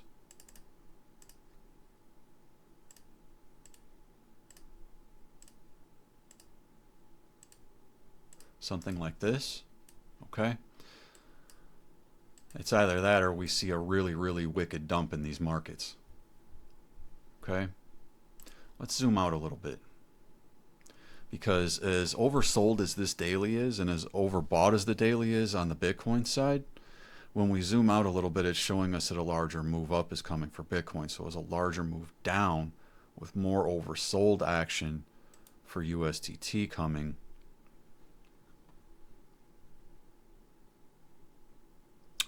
Five-day shows support. Super interesting. 5 days got support at this 21 MA. Okay, you got to get a breakdown of this 21 MA, which you're just above that. You can see the RSI is just above the 50 level. So 9.5 times out of 10, those things will correspond directly. You'll see a little bit of variance on some time frames, especially the smaller ones. But this is a pretty clear picture right here. So we do have to see a breakdown of that in order to get some type of an alt season or a larger move up to come into the markets.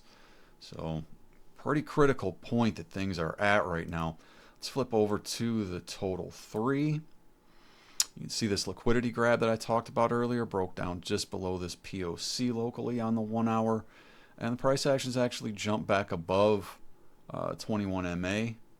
All right, and you've got a little bit of bullish divergence here for your altcoins on the 1 hour. So this is encouraging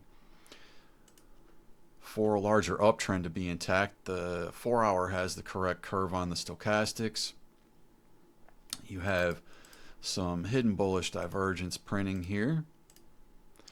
And you also have, again, price action printing a few candles here above the 21 MA. So in order to remain bullish, you'll have to hold that as support for the altcoins.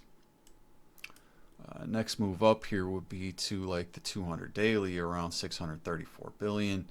And this next resistance area around 643 billion.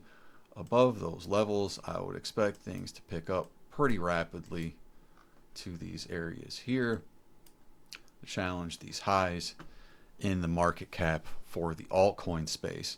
Let's move over to ETH BTC.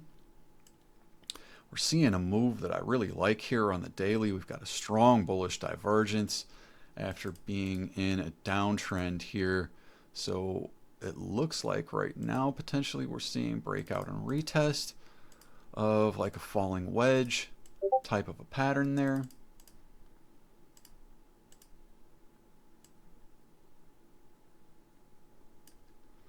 And that would bring us up to where these moving averages are curving down here, like coinciding with the 100 MA around that 0.04662 area.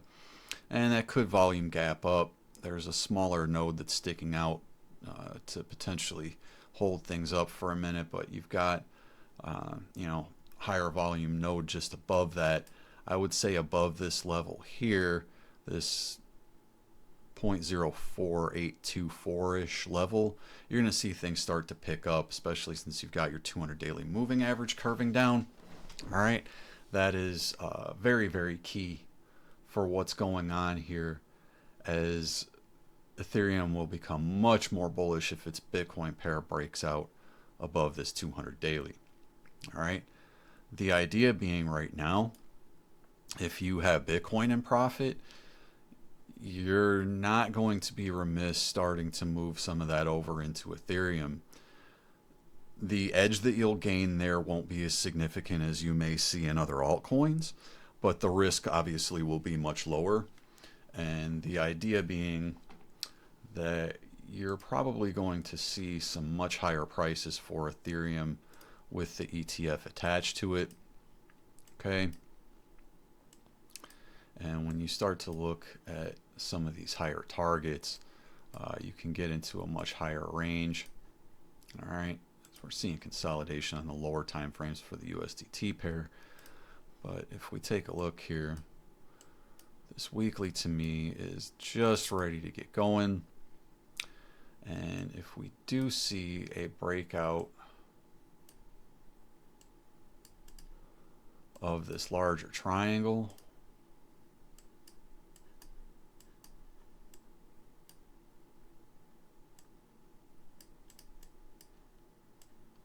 then these are some potential price targets. Okay, 15 to 18,000 I think is really, really realistic for a base case for this run. Bear case is going to be somewhere around 7,000 to 8,500. All right, if things get completely insane, and this is very unlikely, it's a very, very low percentage of happening, but we could see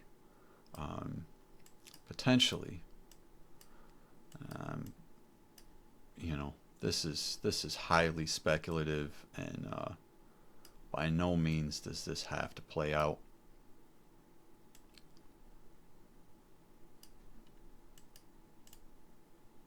But what if Ethereum went to $130,000? What if it flipped Bitcoin? What if it flipped Bitcoin briefly in this run and hit 130K? And Bitcoin was sitting at like 100K or something. It's not impossible. And it's unlikely though. You know, given past history, the price action didn't move above the 1.618 extension. So if that happens this run, then we're looking at this bear case here. Okay. I just don't think that's likely based on a few factors. You know, just this range here. If you were to take like a measured move, you know, measured move breakout, that's taking you up to about 18K. So I think that 15 to 18K is your most likely scenario for Ethereum. I would be accumulating Ethereum right now as opposed to Bitcoin in this part of the run. Unless you're planning on using that Bitcoin for some specific purpose over the next year, Ethereum should outperform with a very, very nominal risk in comparison to the other alts. So all indicators are that alt season is coming. Okay, so we move over to the third largest cryptocurrency by market cap, BNB. Looks to be consolidating here on the 1 hour. BNB is actually broken out of the 200 daily moving average. This is really, really important for the rest of the market. Again, I talked about how Binance is a market maker. Okay, now despite everything that's happened with CZ, excuse me for a second. Despite everything that's happened with CZ, folks, we can't worry about that, because Binance is still pulling strings in the background. I can guarantee you they are still an important part of this market, and they are still a market maker. Okay, so they use their Binance coin to not only move Bitcoin, but to move other assets. All right, So as long as Binance Coin is above this point of control, above the 200 MA, above the 21 MA, above the 200 daily on this 1 hour time frame, it's very bullish. Zooming out here, this 22-hour time frame, we are starting to run into some resistance, maybe rolling over at this point. It's totally possible. We may see another retest this 21 MA or 200 daily. Excuse me. If we see a breakdown of that, like it would mess up a pretty nice looking pattern. You know, like this is a beautiful pattern. Like we can come back down here. Back down here is fine. But if you lose this, you know, like around $534, that invalidates a lot of structure. Okay, so measured move on this, you can see coincides directly with this spider line. All right, so I do think that this move is very, very likely to play out, even if we do see some short-term range-bound consolidation. This, you know, top of this channel and $880 area is the next target for BNB. You know, breakout of this is going to take the coin up to around 1,500. There is a higher bull target around 2,600. If those targets are reached, I will be pocketing thousands and thousands of dollars from a 28x leverage long position that I managed to get into the market right around this area here on the last retest of the 200 daily. Okay, so if we see retest of the 200 daily again, what does that tell you? Long. You go long, folks. You long off the bullish retest of the 200 daily, especially after any lengthy consolidation around or below it. All right, moving on. I did take a long on XRP earlier at the beginning of the show from this area. So this is now retesting the top of the channel. It's broken down to the 21 MA. May want to consider either closing this trade right now in profit or at least executing some type of a stop loss strategy.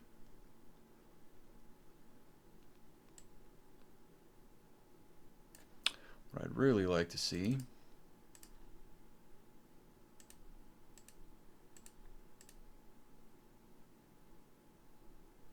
I don't think we have a neckline for that.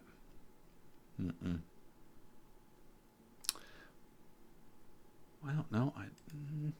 Let's try that one more time. Let's try over here.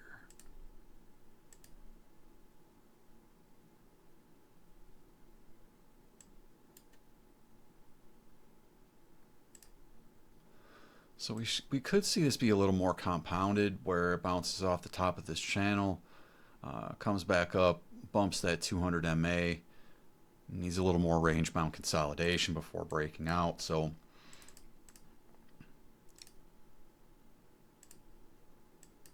if we look at what this would do, you know, it would take us pretty close up to this area around the 200 weekly. This just isn't looking that strong right now, though. Let's move out just a little bit. Yeah, that's looking weak. I'll close the trade out in profit.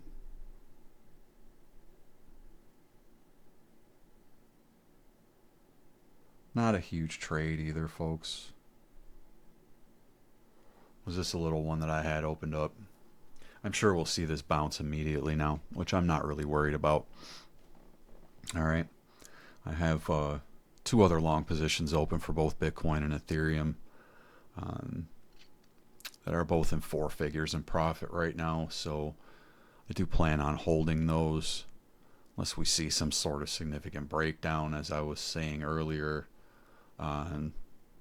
Just doesn't seem like the probability right now, but there is a possibility, and let me just briefly discuss that possibility because I think I probably didn't cover that closely enough.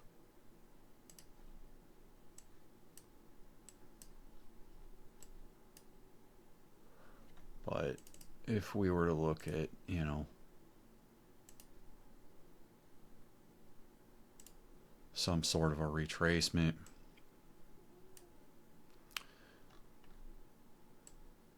come back down and retest some of those levels, like around this high volume node here, maybe just a little bit below it, so 59 to 60 area.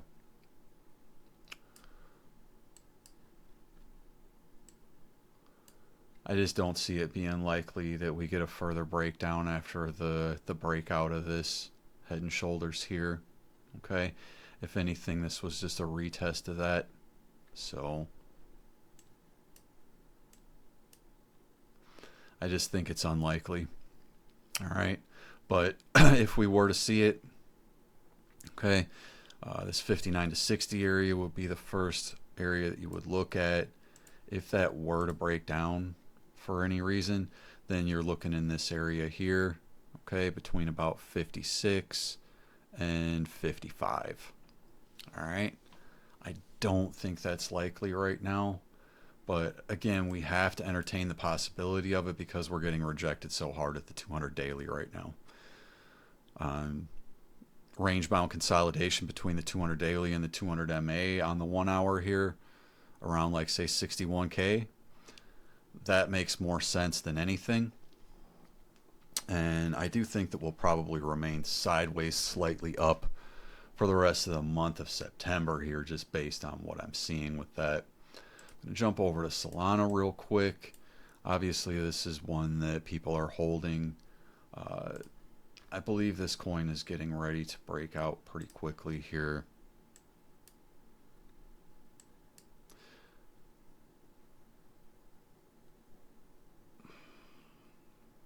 And again, it's just so interesting because looking at these charts on TradingView, they don't correspond to what the Binance app is telling you, which again is just such a huge thing. So what I'm seeing here is a pretty important candle that was just printed. And interestingly enough, you've got the RSI holding serve just above the 50 level while the price action is actually below the 21 MA on the weekly. So to me, this actually lends strength, and the idea that we're likely to gravitate towards and above this 21 MA based on the higher lows that were printed here and based on this RSI holding serve at the 50 level. So Solana looks good for me longer term. $260 would be the next target, and I do think that this 1.618 fib extension will be taken out. Once that $400 level gets taken out, these next fib levels are very likely, and I do think that bull case for Solana is probably going to be around $1,000. I shouldn't say bull case, actually. I should say base case. Base case is probably going to be around $800 to $1,000. Bull case could be around $2,000. And then your bear case is going to be somewhere between around $400 to $650. Okay. So that's the bigger picture for Solana. I'm going to move into some other coins. We did have some requests in the Discord today. I want to shout out to Air Ryan and Xavier. Thanks for those picks, guys. Oh, and Ryan R as well. Dropped a pick for us and was also asking some questions to Chris. So we always appreciate that, guys. Ask any questions that you're curious about. We'll be happy to cover it on the podcast or on another recording, or just address it directly there in the Discord. All right. So Caspa, probably going to have the most work on this on MEXC. Was I seeing that's on Binance now? Is that real? Did I see that? Oh, that's just the perpetual, right? Yeah. They don't have the coin yet. Okay. So, it's a little messy. Bear with me.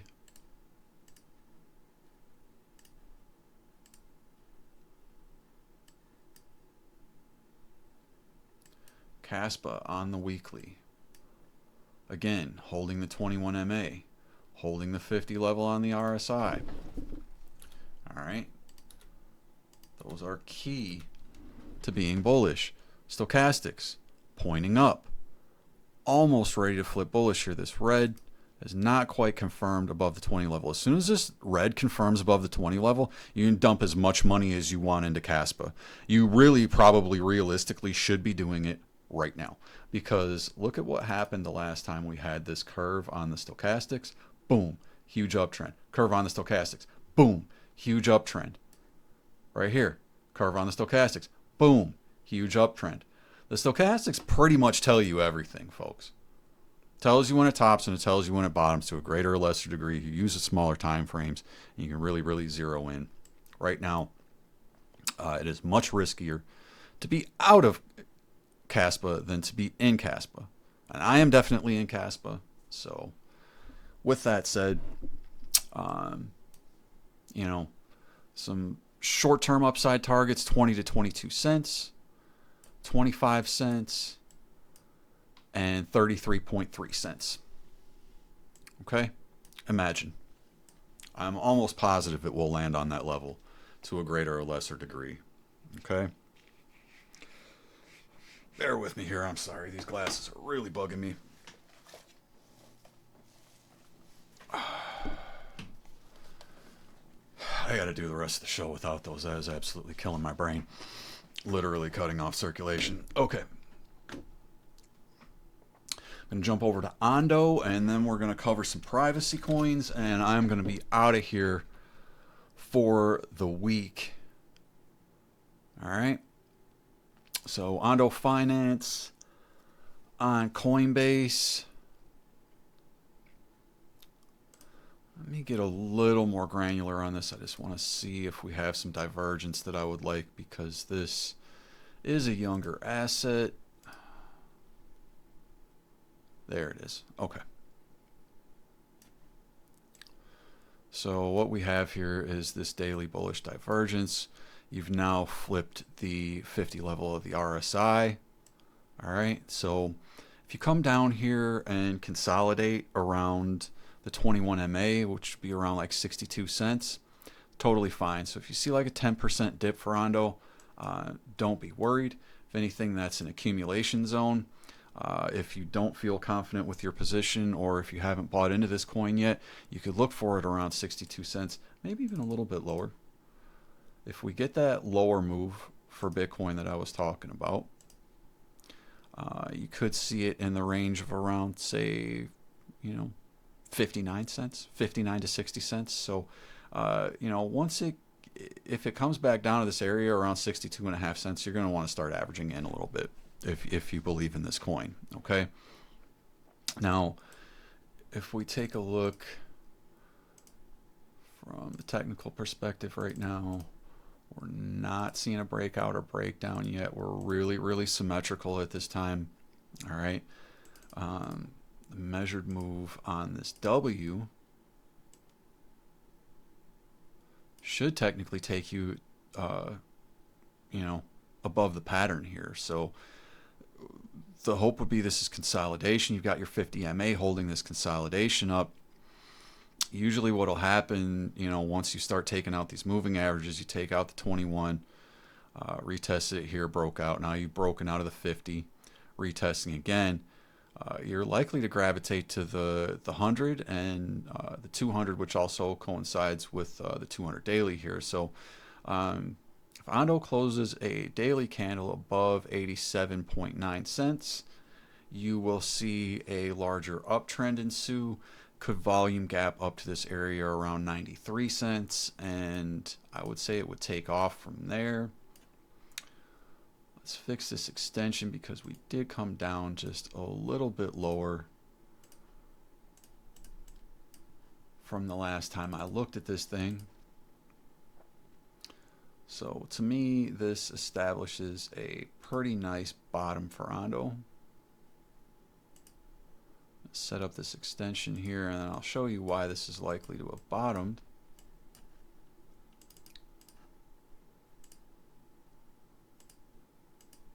Boom. Came right back down to this level below the golden pocket, wicked almost to the 786, and now the price action has bounced back above, and you can see here this consolidation is taking place in the golden pocket. If that flips to support above this channel, bullish moves will ensue. So one thing to be a little bit concerned about right now, the daily may have to reset, as it is definitely overbought at this time, but it looks like this thing's setting up for a move, and realistically,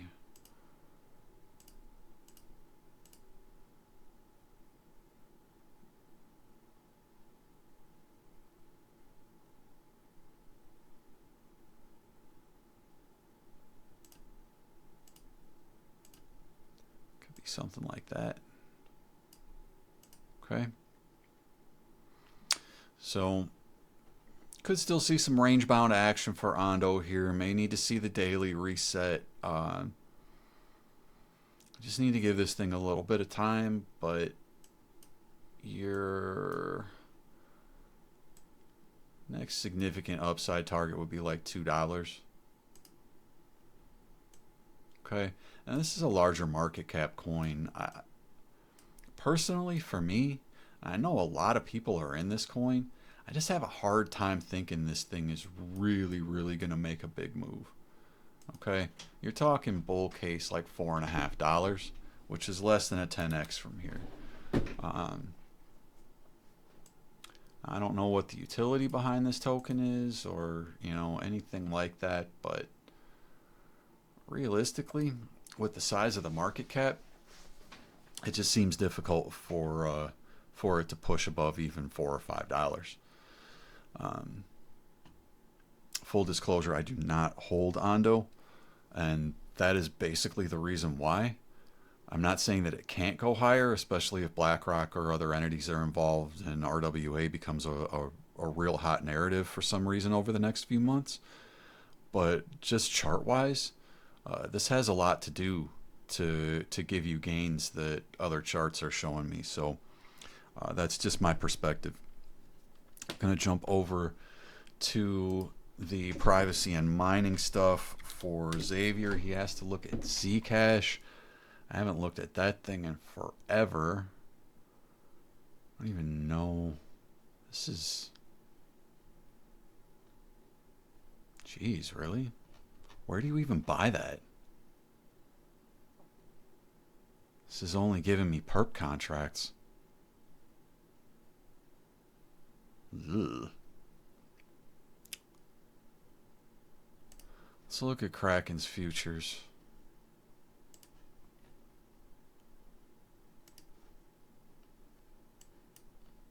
Interesting.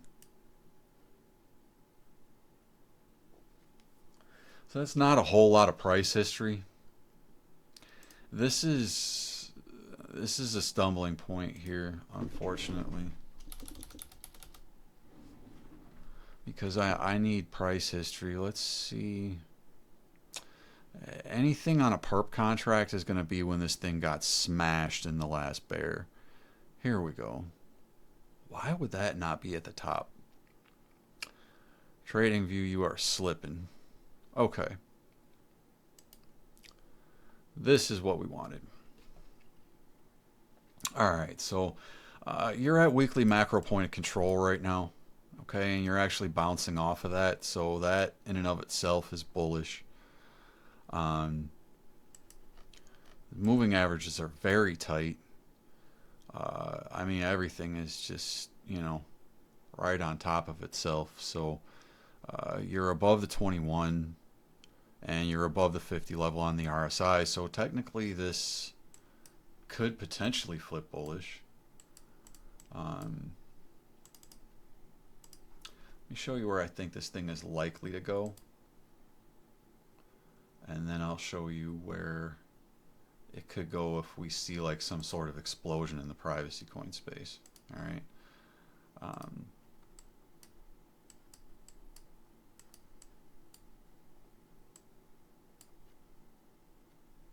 think it's very likely this coin tops out somewhere in this area between about $125 and $193.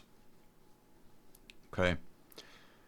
And I think it's quite likely you'll see consolidation range in that area throughout the next cycle for a lot of these older privacy coins.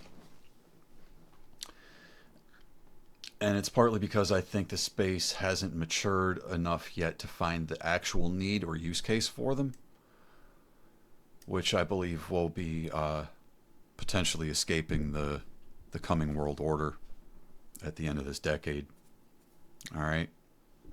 And I know it's a scary thought, but that's what this stuff was designed to help us navigate. So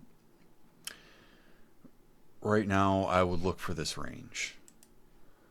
If we see a weekly candle close above $310, I would say it's very likely that you'll see a larger move up to that area around there, potentially 2000. Okay. So, you know, could this like ADX? It's possible. I think for that to play out, it would be something where you would have to hold this for like at least 5 years. I don't believe this is happening this run. Excuse me.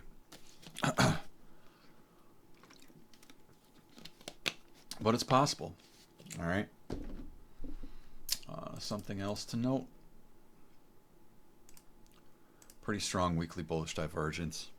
Okay. So, not something I'm holding, but certainly an interesting chart. Let's see if XMR looks any different. For some reason, they really want to push the longs on those privacy coins. Gee, I wonder why. They'd much rather have you trading a perp contract than holding the actual asset and having the utility behind it. Which, God forbid, right? I'm going to go to Poloniex because I'm sure there's plenty of price history there. Yes, sir. So that takes us all the way back to the inception.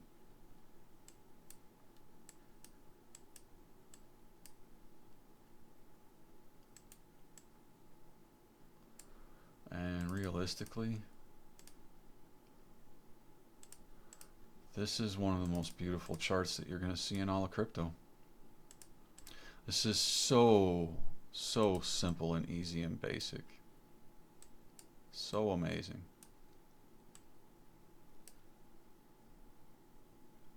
Now, this thing actually wicked to 0. I don't know what type of market manipulation was going on here. Obviously, this is probably exclusive to Poloniex exchange. If I were to look at another exchange, it might not look like this, but my goodness, folks. They really hurt people on that. So any longs that were open with this exchange were liquidated. Okay.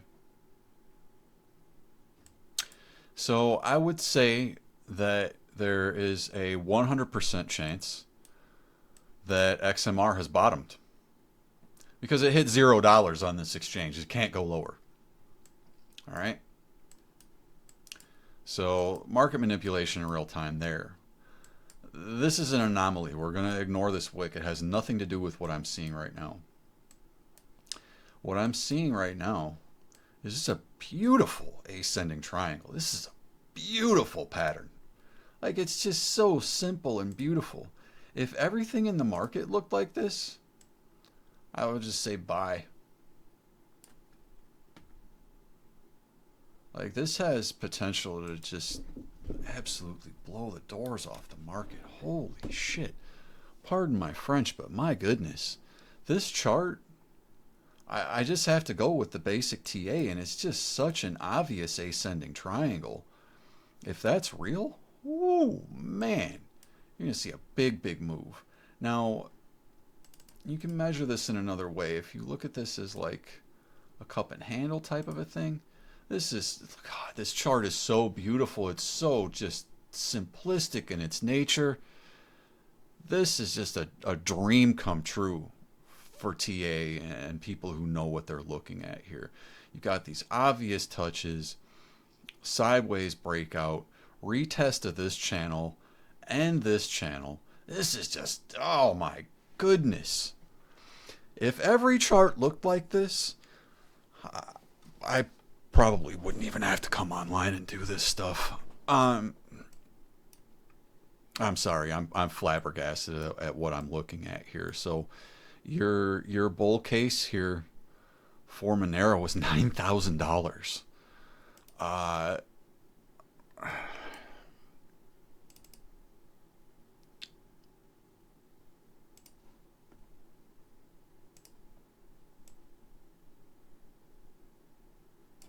You know, from here, that's over a 50x. Like, is that possible? This chart says that it is. Now, from a pure technical analysis standpoint, if you get a repeat of the last move in like a fractal, even if you were to take it from the bottom of the channel, you're looking at $86,000. Okay.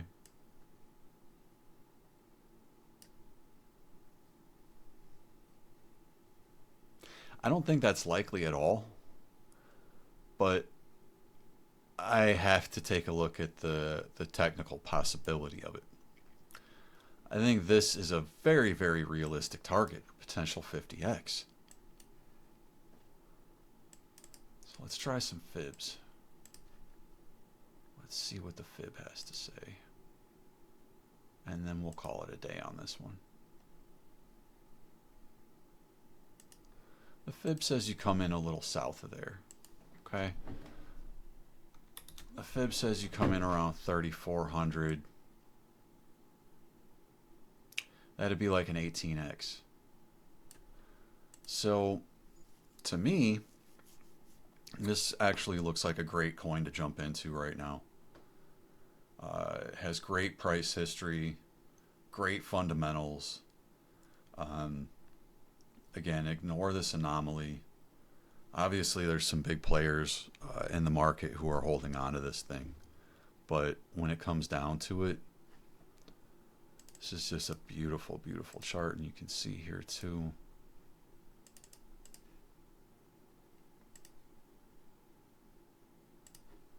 You're getting that consolidation on the RSI as well. So either you're going to top out or you're going to break out on the RSI. I would say if you top out on the RSI, you're going to be somewhere in this area. If you break out, you're going to be somewhere in here or up here. Okay. Not all bad there. Swing out just a little bit more. I want to see like what 2 week and monthly looks like.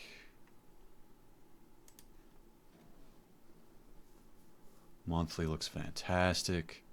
Got a really nice hidden bullish divergence there.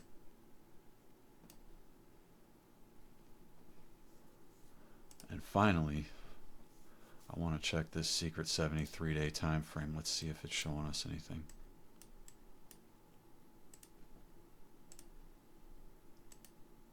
The 73-day says this is a buy.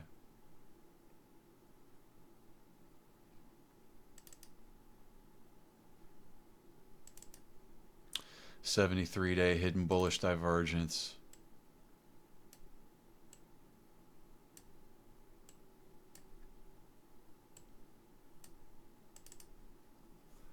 RSI holding the 50 level. Stochastic starting to curve up. This is a screaming buy. Look how simple that looks now. Ooh. All right. As Chris says, moving on.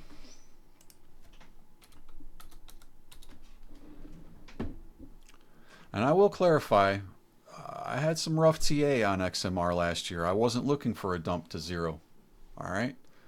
It looked like it could hold the range and potentially be a good spot for a long-term long like BNB was. And it had that capitulation. You can't control what market makers do in this space. You'll see things sometimes that are just absolutely out of bounds. So just keep that in mind. Once again, I am not a financial advisor, folks. I do not have a crystal ball. All I can do is try to read the tea leaves. Okay. Now this is too young of an asset to read a 73-day chart. The next leg down, when you're doing, you know, like math on charts, from the 73 days to 5-day. And this 5-day doesn't look too bad. And it doesn't look too bad because you're holding this bullish divergence here. Okay, so you want to hold that divergence, and really what you want to do is see this RSI creep back up to this 50 level. You know, once you see that, you'll probably see some uptrends start to come back into this. This is ZEPH. I apologize, ZEPH. This is a mineable privacy coin. So you kind of got to hold this range here, because the consolidation in this area doesn't look all that bullish. Like, you have the divergence to hold this up right now, but it's just not following through the way I'd like to see. So let's see what our daily's got. The daily is like trying to not suck, but it's kind of still sucking. So you've got this kind of consolidation happening between the 21 MA and the 50 MA. You really want to see the price action hold that 21, because otherwise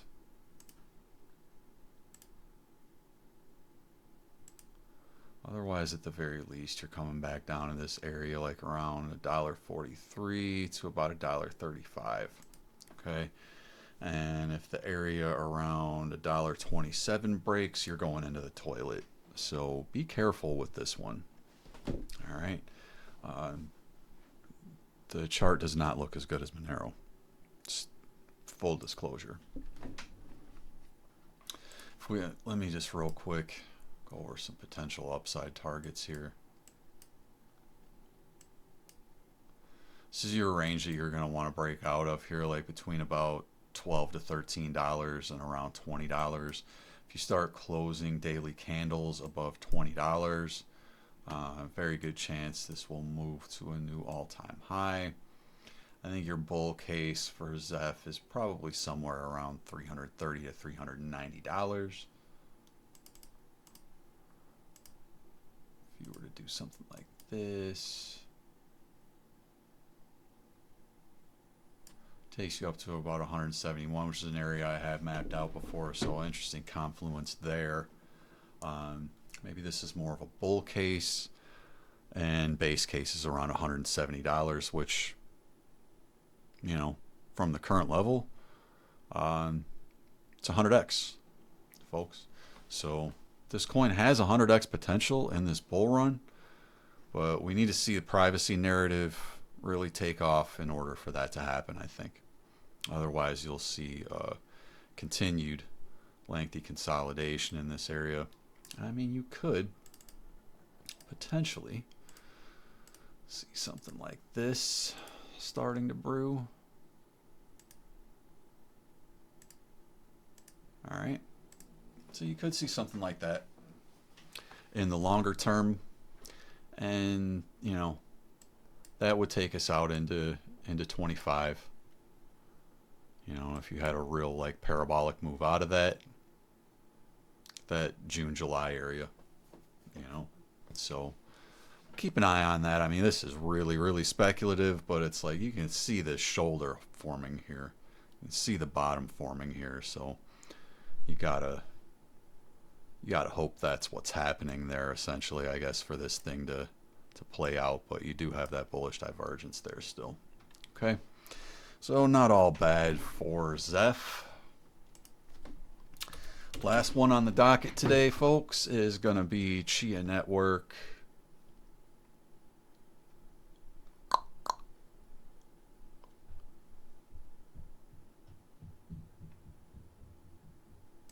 Take the KuCoin chart. I think that's where I have most of my work. Oh, wow. This thing capitulated. Woo! Okay. So Chia capitulated. Put in a bullish divergence on the daily. So that started the current move up, which is above the 21, above the 50, and above the 50 level on the RSI. So you're trying to make a move, trying to make a consolidative move up. I'd see something like this going on.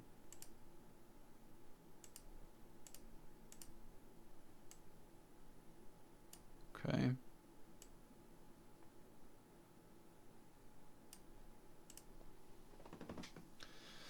So that could be your breakout pattern there for XCH. You're getting a little extended on the daily. Let's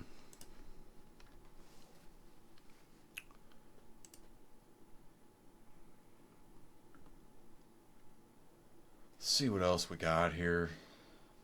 Weekly.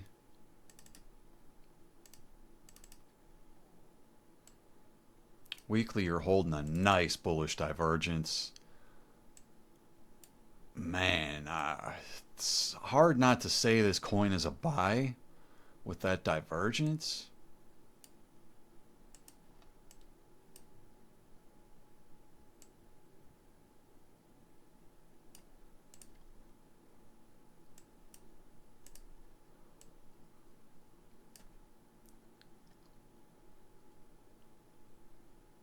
So just in terms of like a local fib on the weekly, like this is your local area that we're taking this fib extension on. You've got to get above this level here. You've got to close a weekly above about $48.50 for a larger uptrend to ensue with this thing. All right. And that'll bring these next targets into play. So you got to close above 48, say, let's just call it $50. All right. First of all, on the weekly to really get this thing going. If we can expect something really, really big this market cycle out of Chia, which I know they have an IPO planned, and they've got all the like green nonsense behind them, I forget what you call it, whatever stupid friggin' name they have for it, the sustainability initiatives.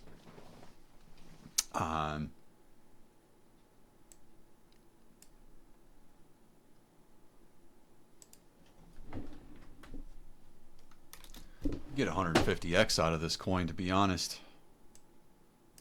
It's possible. Now, understand, this chart looks like shit from a technical perspective. You got a low, you got a lower low, you got another lower low. Okay? Right now, there's nothing telling me that this thing is going to get back up to where it was. The only thing that's telling me that you can have any hope this thing is going to move right now at all is this, like I said, very powerful weekly bullish divergence. So keep in mind, divergences typically only take you up to the next level of resistance. And that level of resistance is around this point of control and up to this area here that I had highlighted around that $48 to $50. So nothing happens until you get above that. And realistically, as far as this market goes, folks,